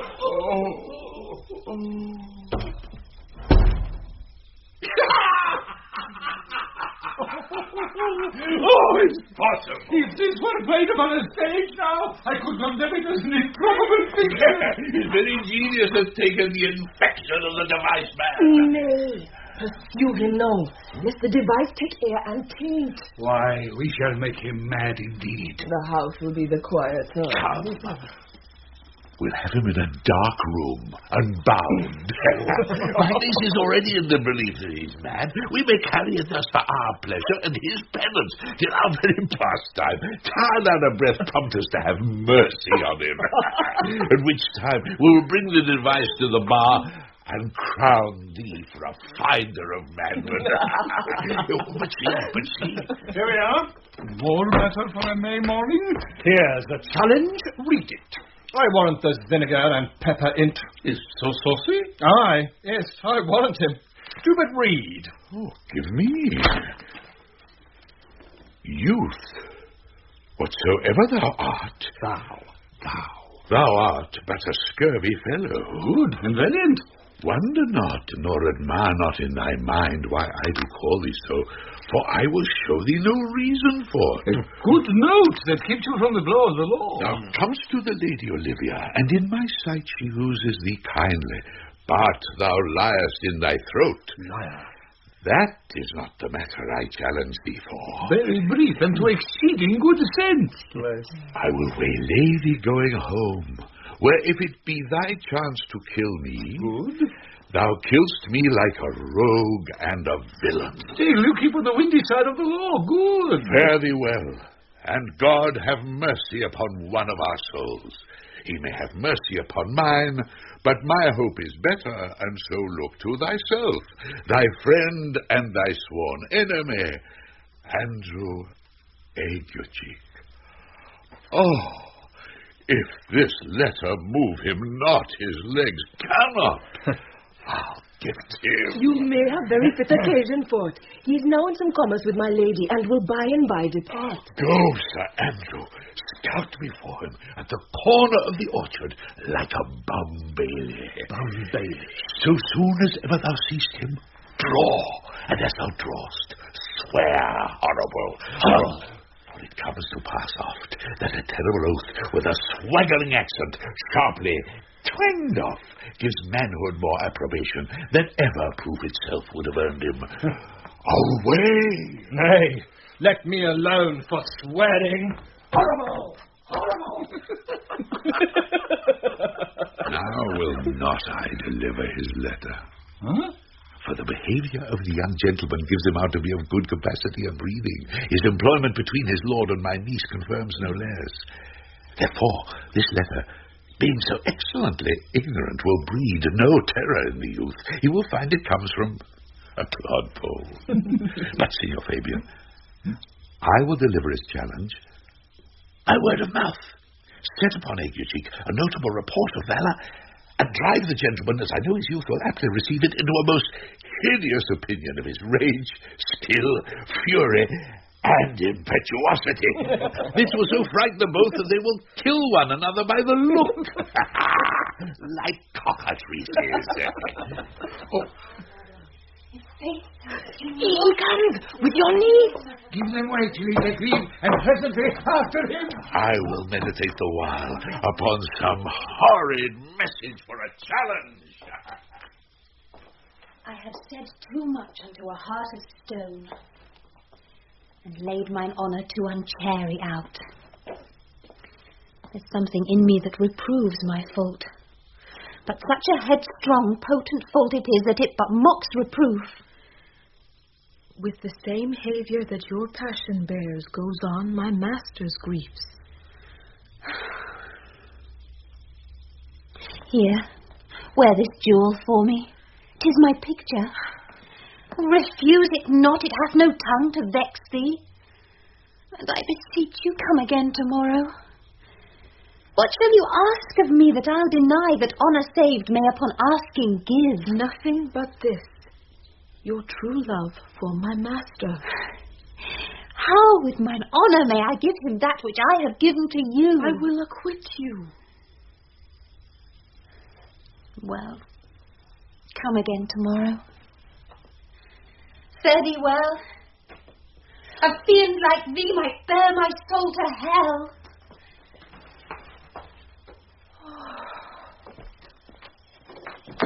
Gentlemen, God save thee. And you, sir? That defence thou hast been destitute. Of what nature the wrongs are that thou hast done him, I know not, but thy interceptor, full of despite, bloody as the hunter, attends thee at the orchard end. Dismount thy tuck.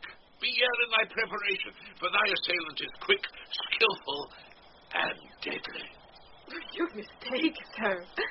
I'm sure no man has any quarrel to me. My remembrance is very free and clear from any image of offence done to any man. Oh, you'll find it otherwise, I assure you. Therefore, if you hold your life at any price, betake you to your God. For your opposite hath in him what youth, strength, skill, and wrath can furnish man withal. I pray you, sir, what is he? He is knight, dubbed with unhatched rapier and uncarpet consideration, but he is a devil in private brawl. Souls and bodies hath he divorced 3, and his incensement at this moment is so implacable that satisfaction can be none but by pangs of death and sepulchre. Hobnob is his word, gift or take. I will return again into the house and desire some conduct of the lady. I am no fighter. I have heard of some kind of men that put quarrels purposely on others to taste their valor. Belike this is a man of that quirk. Sir, no. His indignation derives itself out of a very competent injury. Therefore, get you on and give him his desire. Back you shall not to the house, unless you undertake that with me, which with as much safety you might answer him. Therefore, on. Or strip your sword stark naked. For meddle you must, that's certain. Or forswear to wear iron about you. This is as uncivil as strange.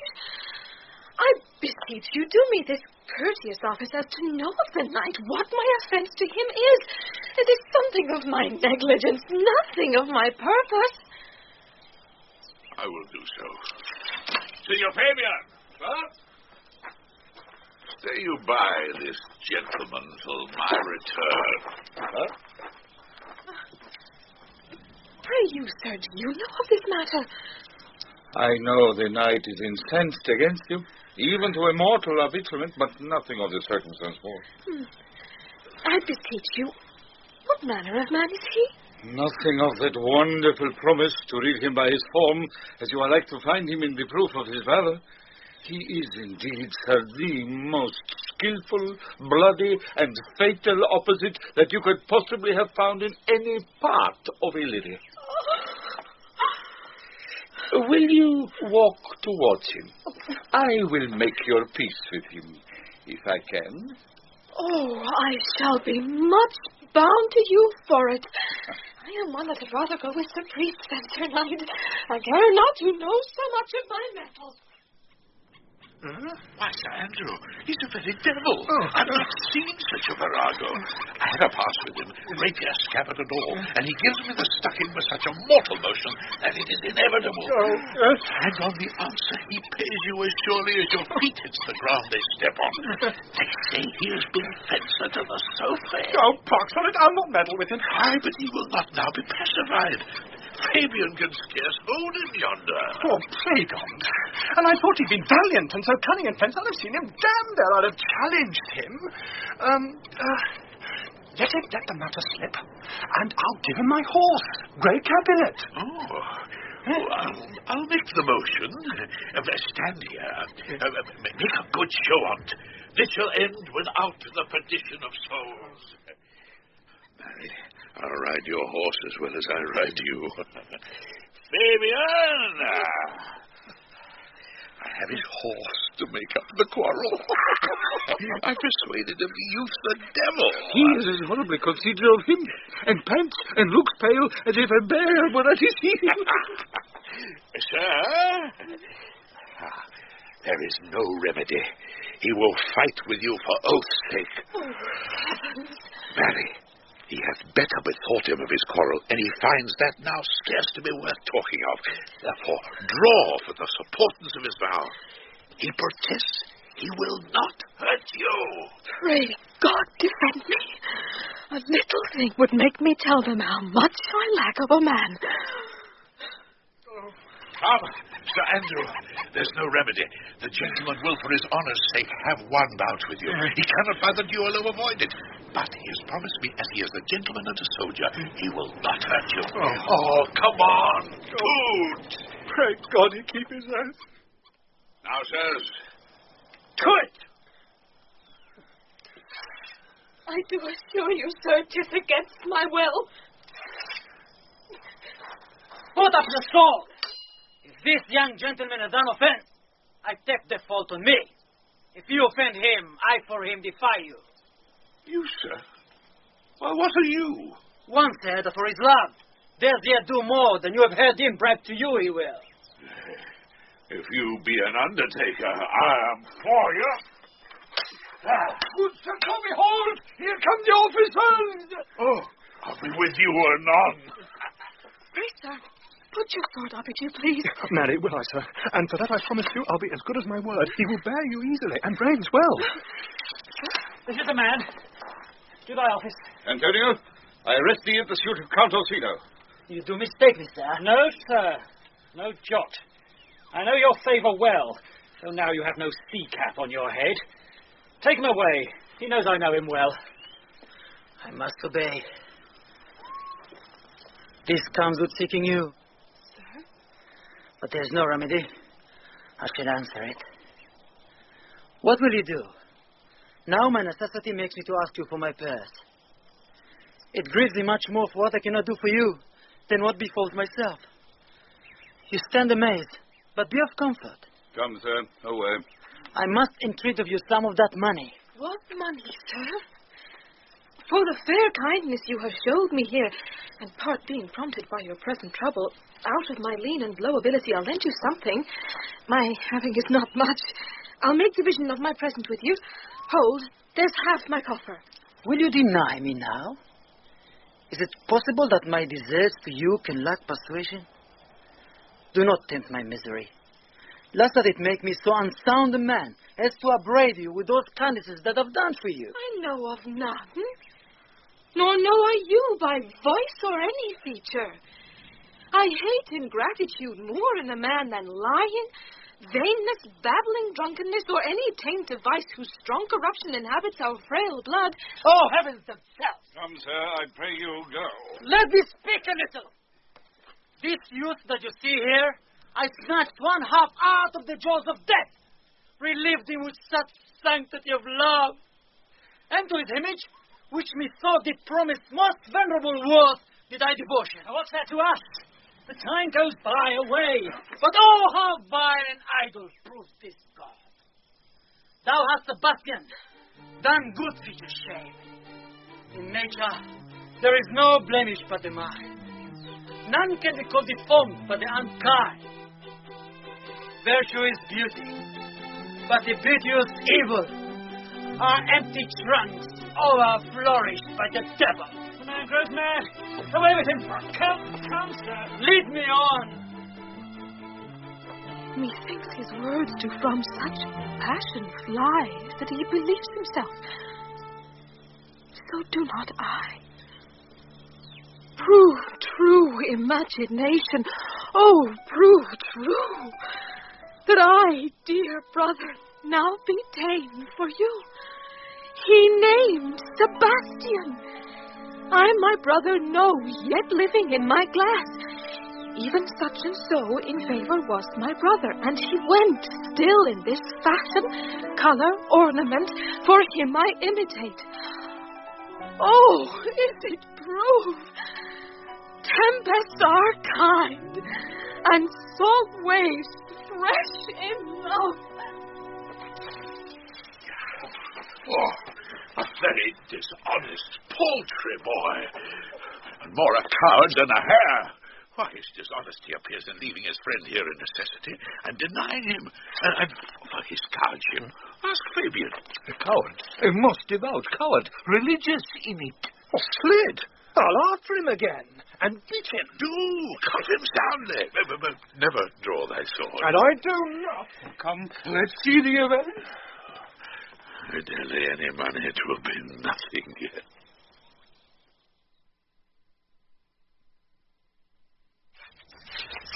will you make me believe that I am not sent for you? Go to.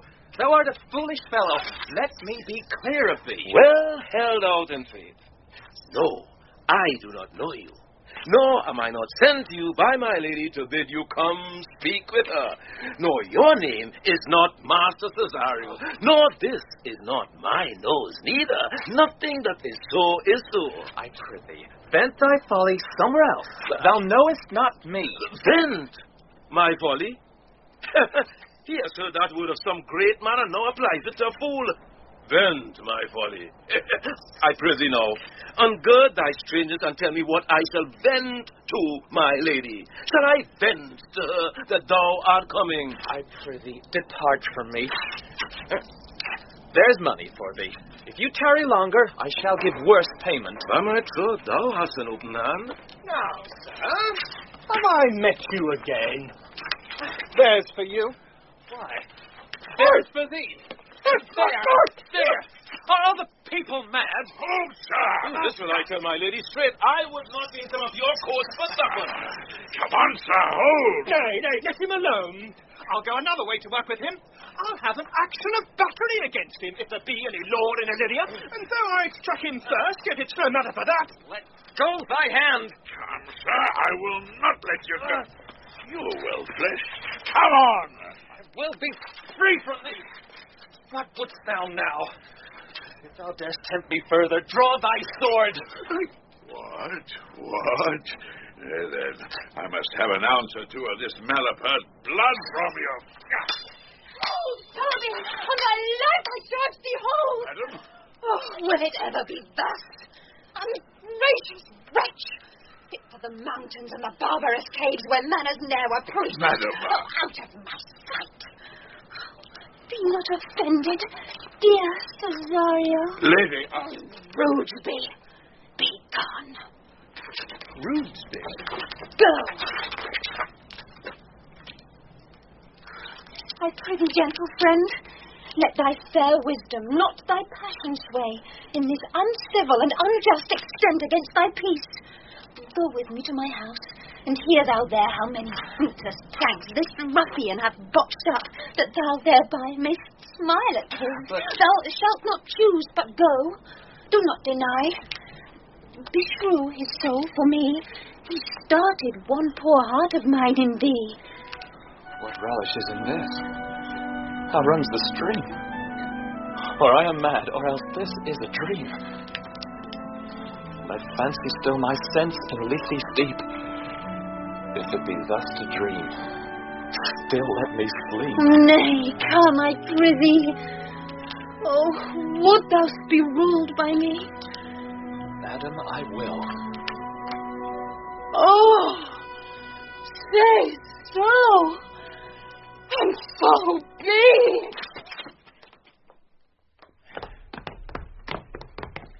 I prithee, Festy, put on this gown and this bed. Make Malvolio believe thou art Sir Topaz the curate. Do it quickly. I'll call Sir Toby the while. Well, I'll put it on, and I will dissemble myself in it. And I would the first that ever dissembled in such a gown. Here he is. You bless thee, Master Parson. Buenos dias, Sir Toby. For as the old hermit of Prague that never saw pen and ink very wittily said to the niece of King Gobbledock, that is. So I, being Master Parson, a Master Parson. For what is that but that, and is what is to him, Sir Topaz? The knave counterfeits well, a good knave. What for, I say? Peace in this prison. God there. Sir Topaz the curate, who comes to visit Malvolio the lunatic. Sir Topaz, good Sir Topaz, go to my lady. Out! Hyperbolical fiend! How vexest thou this man? Talk'st thou nothing but of ladies? Well said, Master Parson. Sir Topaz never was man thus wronged. Good Sir Topaz, do not think I am mad. They've laid me here in hideous darkness. Fie! Thou dishonest Satan!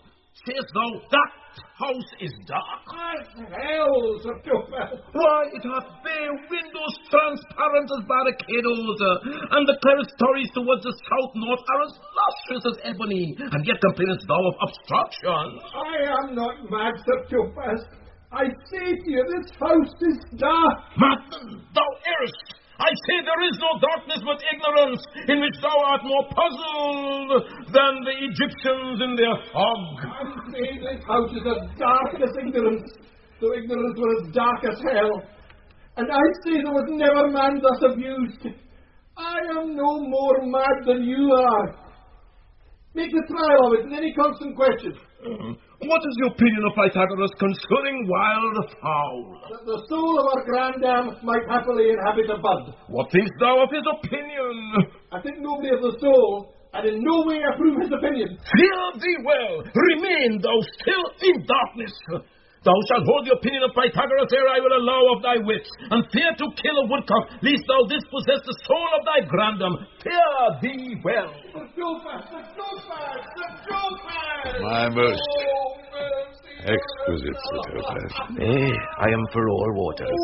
Thou mightest have done it without thy bathing gown. He feels thee not? To him, in thine own voice, and bring me word how thou findest him. I would we were well rid of this knavery. If he may be conveniently delivered, I would he were, for I am now so far in offence with my niece that I cannot pursue with any safety the sport of the upshot. Come, by and by, to my chamber. Aye, Robin, jolly Robin, tell me how thy lady does. Fool! My lady is unkind, pretty. Fool! Ah, why is she so? Fool, I say! He not another. Huh? Who calls, huh? Good fool! As ever thou wilt deserve well at my hand, help me to a candle and pen, ink and paper. As I am a gentleman, I will live to be thankful to thee for it. Master Malvolio? Aye, good fool. Alas, sir, how fell you besides your 5 wits? Fool, there was never a man so notoriously abused. I am as well in my wits, fool, as thou art. But as well? Then you are mad indeed, if you be no better in your wits than a fool. They have here profited me, keep me in darkness, send ministers to me, asses, and do all they can to face me out of my wits. Advise you what you say. The minister is here. Malvolio, thy wits the heavens restore. Endeavour thyself to sleep and lead thy vain bibble-babble. Sir Topaz. Maintain no words with him, good fellow. Oh, I, sir, not I, sir. God buy you, good Sir Topaz. Murray, amen.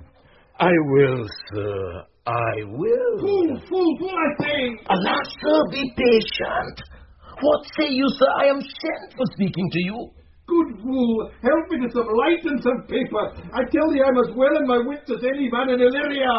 Well, a day that you were, sir. By this hand I am. Good fool, some ink, paper, and light, and convey what I will set down to my lady. It shall advantage thee more than ever the bearing of letter did. I will help you to it. But tell me true, are you not mad indeed? Or do you but counterfeit? Believe me, I am not. I tell thee true. Nay, I'll ne'er believe a madman till I see his brains. I will fetch you light and paper and ink. Fool, I'll requite it in the highest degree. I prithee be gone. I am gone, sir, and anon, sir. I'll be with you again in a trice like to the old vice. Your need to sustain, who with dagger of laugh his rage and his wrath Christ, aha to the devil, like a mad lad, fear thy nails, lad, adieu, good man, devil.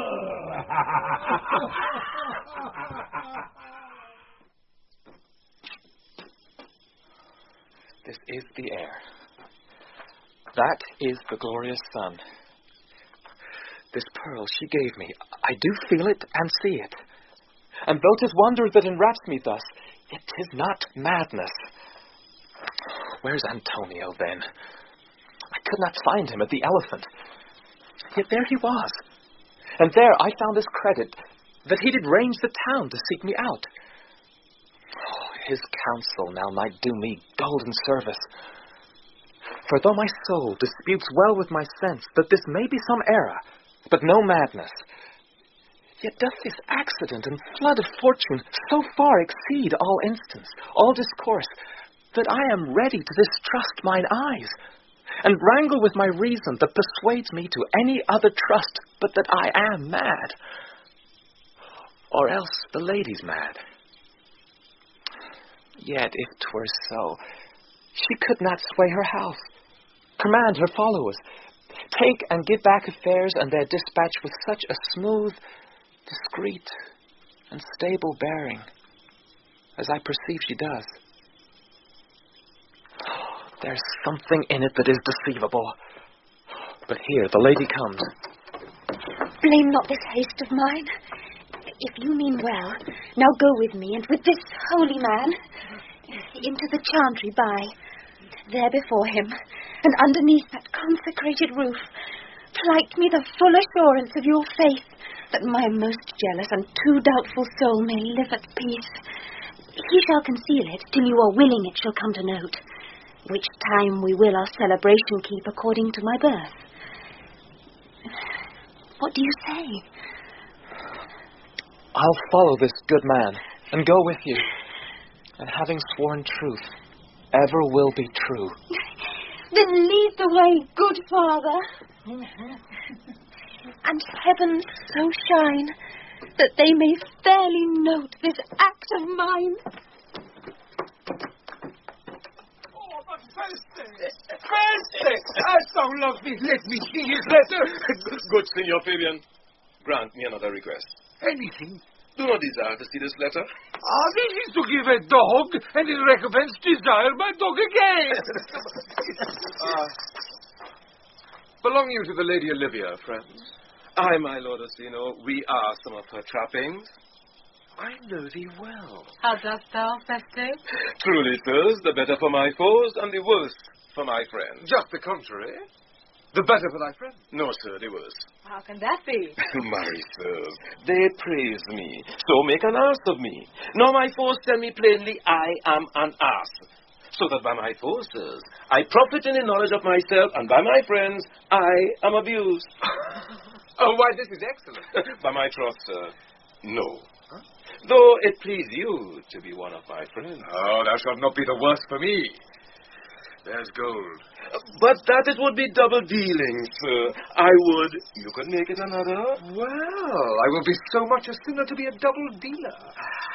There. Primo, secundo, tertio is our good play. And the old saying is, the third pays for all. Or the bells of St. Bennet, sir, may put you in mind. 1, 2, 3. You can fool no more money out of me at this row. If you will let the Lady Illyria know I'm here to speak with her and bring her along with you, it may awake my bounty further. Marry, sir, lullaby to your bounty till I come again. I will awake it anon. This way. I come. Here comes the man, sir, that did rescue me. That face of his I do remember well. Yet when I saw it last, it was besmeared as black as Vulcan in the smoke of war. Orsino, this is that Antonio that took the Phoenix and her freight from Candy. And this is he that did the tiger board when your young nephew Titus lost his leg. Huh. Here in the streets, desperate of shame and state, in private brabble did we apprehend him. He did me kindness, sir. Drew on my side. But in conclusion put strange speech upon me, and know not what was, but distraction. Notable pirate. Thou salt water thief. What foolish boldness brought thee to their mercies, whom thou in terms so bloody and so dear hast made thine enemies? Orsino, noble sir, be pleased that I shake off these names you give me. Antonio never yet was thief or pirate, though I confess on best and ground enough Orsino's enemy. A witchcraft drew me hither. That most ingrateful boy there by your side, from the rude season rage and foamy mouth did I redeem. His life I gave him, and did dare to add my love, without retention or restraint. For his sake did I expose myself, pure for his love, into the danger of this adverse town.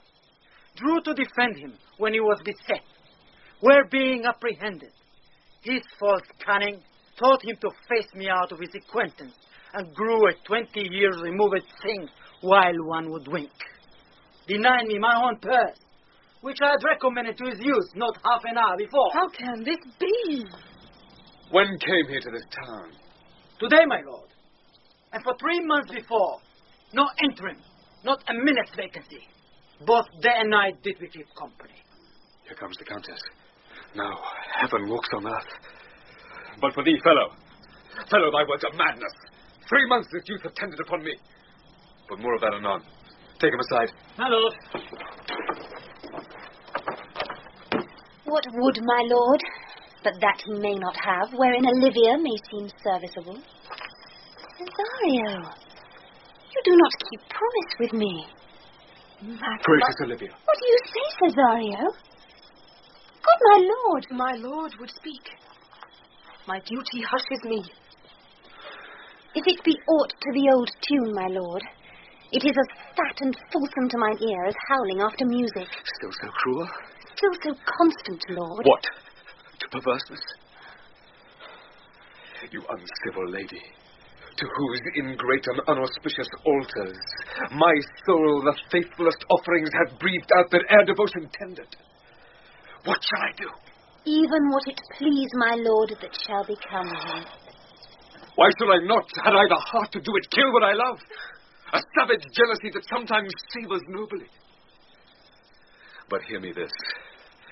Since you to non-regardance cast my faith, and that I partly know the instrument that screws me from my true place in your favour, live you the marble-breasted tyrant still. But this, your minion, whom I know you love, and whom, by heaven, I swear I tender dearly, him will I tear out of that cruel eye, where he sits crowned in his master's spite. Come, boy, with me. My thoughts are ripe in mischief. I'll sacrifice the lamb that I do love to spite a raven's heart within a dove. And I, most jocund, apt, and willingly to do you rest, 1,000 deaths would die. Where goes Cesario? After him I love. More than I love these eyes, more than my life. More by all moors than e'er I shall love wife. If I do fain, you witnesses above punish my life for tainting of my love. I me detested. How am I beguiled? Who does beguile you? Who does do you wrong? Hast thou forgot thyself? Is it so long? Maria, call forth the Holy Father. Come away. Whither, my lord? Cesario, husband, stay. Husband? Husband. Can he that deny? Husband, sir? No, my lord, not I. Alas, it is the baseness of thy fear that makes thee strangle thy propriety. Fear not, Cesario. Take thy fortunes up. Be that thou knowst thou art, and then thou art as great as that thou fearest. Lady? Oh, welcome, Father. Father, I charge thee by thy reverence here to unfold, though lately we intended to keep in darkness what occasion now reveals before 'tis ripe. What thou dost know hath newly passed between this youth and me. A contract of eternal bond of love, confirmed by mutual joinder of your hands, attested by the holy close of lips, strengthened by interchangement of your rings, and all the ceremony of this compact sealed in my function by my testimony, since when, my watch hath told me, toward my grave I have travelled but 2 hours. O thou dissembling cub, what wilt thou be when time hath sowed a grizzle on thy case? Or will not else thy craft so quickly grow that thine own trip shall be thine overthrow? Farewell, take her! But direct thy feet where thou and I henceforth may never meet. My lord, I do protest. Oh, do not swear.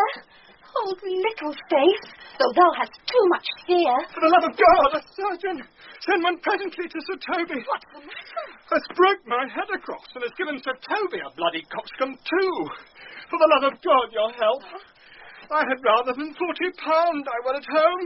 Who has done this, Sir Andrew? The Count's gentleman, one Cesario. We took him for a coward, but he's the very devil incarnate. My gentleman, Cesario? Oh, trifling, here he is. You broke my head for nothing, and that I did. I was set on to do it by Sir Toby. Why do you speak to me? I never hurt you. You drew your sword upon me without cause, but I bespake you fair and hurt you not. If a bloody coxcomb be a hurt, you have hurt me. I think you said nothing by a bloody coxcomb. Here comes Sir Toby Halting. You shall hear more. If he had not been in drink, he would have tickled you on the gates that he did. Well, how now, gentlemen? How is't with you? Well, that's all one has hurt me, and there's the end on't. Soft did see the excursion, soft. Oh, he's drunk, Sir Toby, an hour agone. His eyes were set at 8 in the morning. Then he's a rogue, and a passy measures pavin. I hate a drunken rogue. Away with him! Who hath made this havoc with them? I'll help you, Sir Toby, because we'll be dressed together. Will you help? An asshead, and a coxcomb, and a knave, a thin-faced knave, a gull. Get him to bed, and let his hurt be looked to. I am sorry, madam.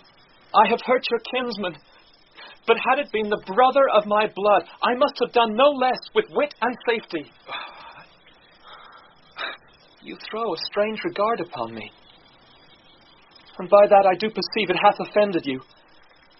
Pardon me, sweet one, even for the vows we made each other but so late ago. Antonio! Oh, my dear Antonio, how have the hours racked and tortured me since I have lost thee. Sebastian, are you? Hearest thou that, Antonio? One face, one voice, one habit, and two persons. How have you made division of yourself? An apple cleft in two is not more twin than these two creatures. Which is Sebastian? Most wonderful. Do I stand there? I never had a brother. Nor can there be that deity in my nature of here and everywhere.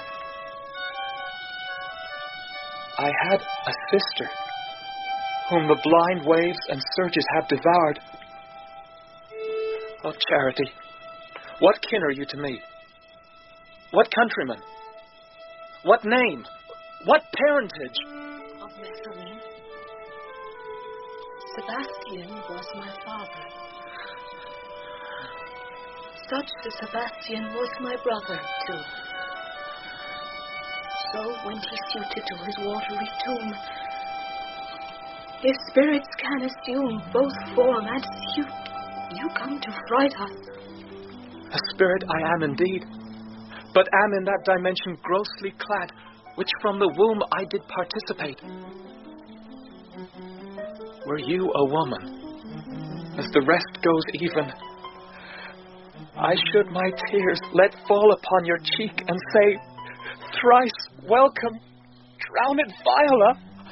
My father had a mole upon his brow. And so had mine. And died that day when Viola from her birth had numbered 13 years. Oh, that record is lively in my soul. He finished yet indeed his mortal act, that day that made my sister 13 years. There's nothing less to make us happy both, but this, my masculine, usurped attire. Do not embrace me till each circumstance of place, time, fortune do cohere and jump, that I am vile. Which to confirm, I'll bring you to a captain in this town where lie my maiden weeds, by whose gentle help I was preserved to serve this noble count. All the occurrence of my fortune since has been between this lady and this lord.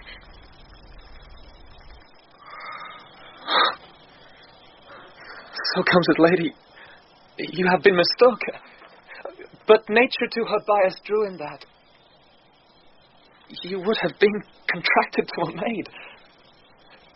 Nor are you therein by my life deceived. You are betrothed both to a maid and man. Be not amazed. Right noble is his blood. If this be so, as yet the glass seems true, I shall have share in this most happy wreck. Boy, thou hast said to me 1,000 times, thou never shouldst love woman like to me. And all those sayings will I overswear, and all those swearings keep as true in soul as doth that orbed continent the fire that severs day from night. Your master quits you, and for your service done him so much against the metal of your sex, so far beneath your soft and tender breeding, and since you called me master for so long, here is my hand, and let me see thee in thy woman's weeds.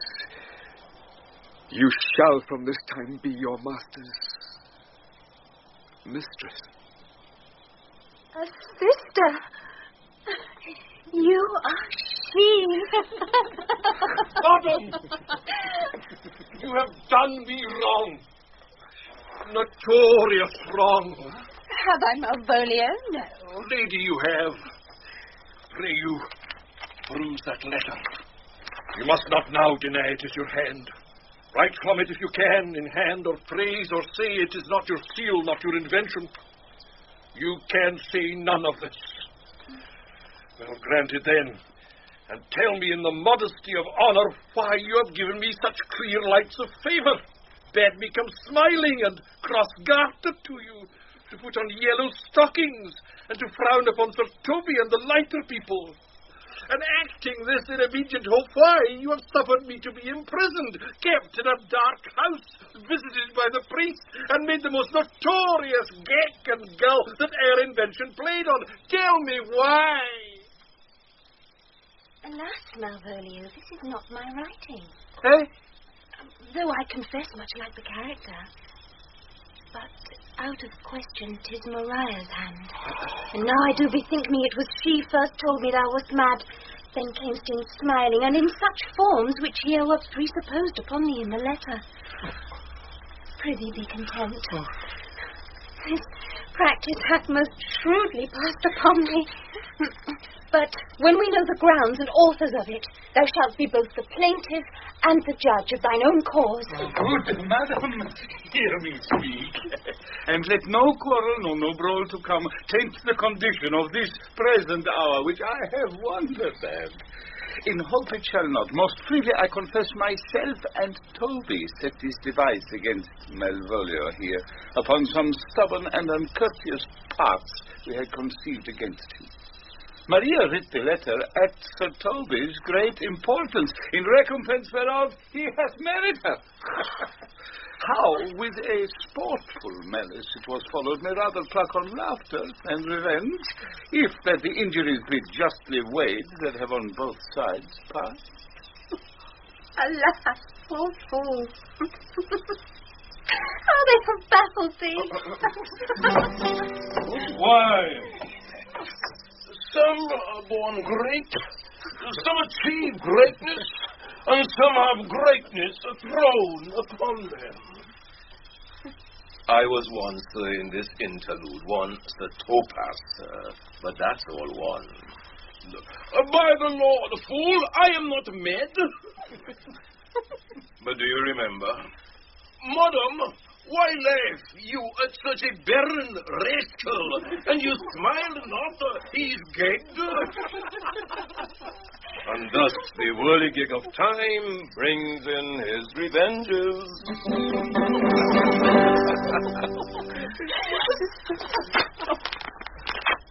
I'll be revenged on the whole pack of you. He has been most notoriously abused. Fabian, pursue him and entreat him to a peace. Sir.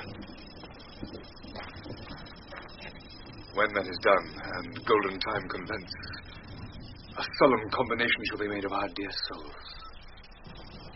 Meantime, sweet sister, we will not part from hence. Cesaria, come. For so you shall be while you are a man. But when in other habits you are seen, Orsino's mistress and his fancy's queen.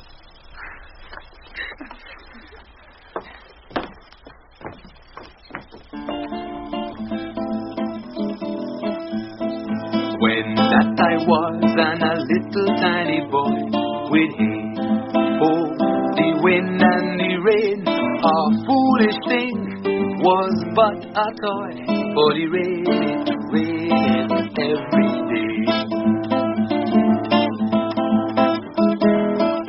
For the rain it rained every day. But when I came to man's estate, with hay, oh, the wind and the rain, against knaves and thieves men shut their gates, for the rain it rained every day. In Twelfth Night by William Shakespeare, Viola was Eve Matheson, Orsino Michael Maloney, Olivia Carolyn Backhouse, and Sebastian Simon Fielder. Sir Toby was Joss Ackland, Sir Andrew William Chubb, Maria Adjoa Ando, Malvolio Ian Cuthbertson, and Feste Rudolph Walker. Antonio was Avi Nasser, Fabian Roger Hume, Valentine Jonathan Wyatt, and the sea captain Jason Yates. The music was composed and performed by Sandy Lerventhal with violinist Ellen Blair. Twelfth Night was directed at Pebble Mill by Nigel Bryant. But when I came, alas, to wide, with hay, oh, the wind and the rain, by swaggering could I never thrive, for the rain it rained every day. For the rain it rained every day. But when I came unto my bed, with hay, oh, the wind and the rain, with tough spots still had the drunken head, for the rain it rained every day.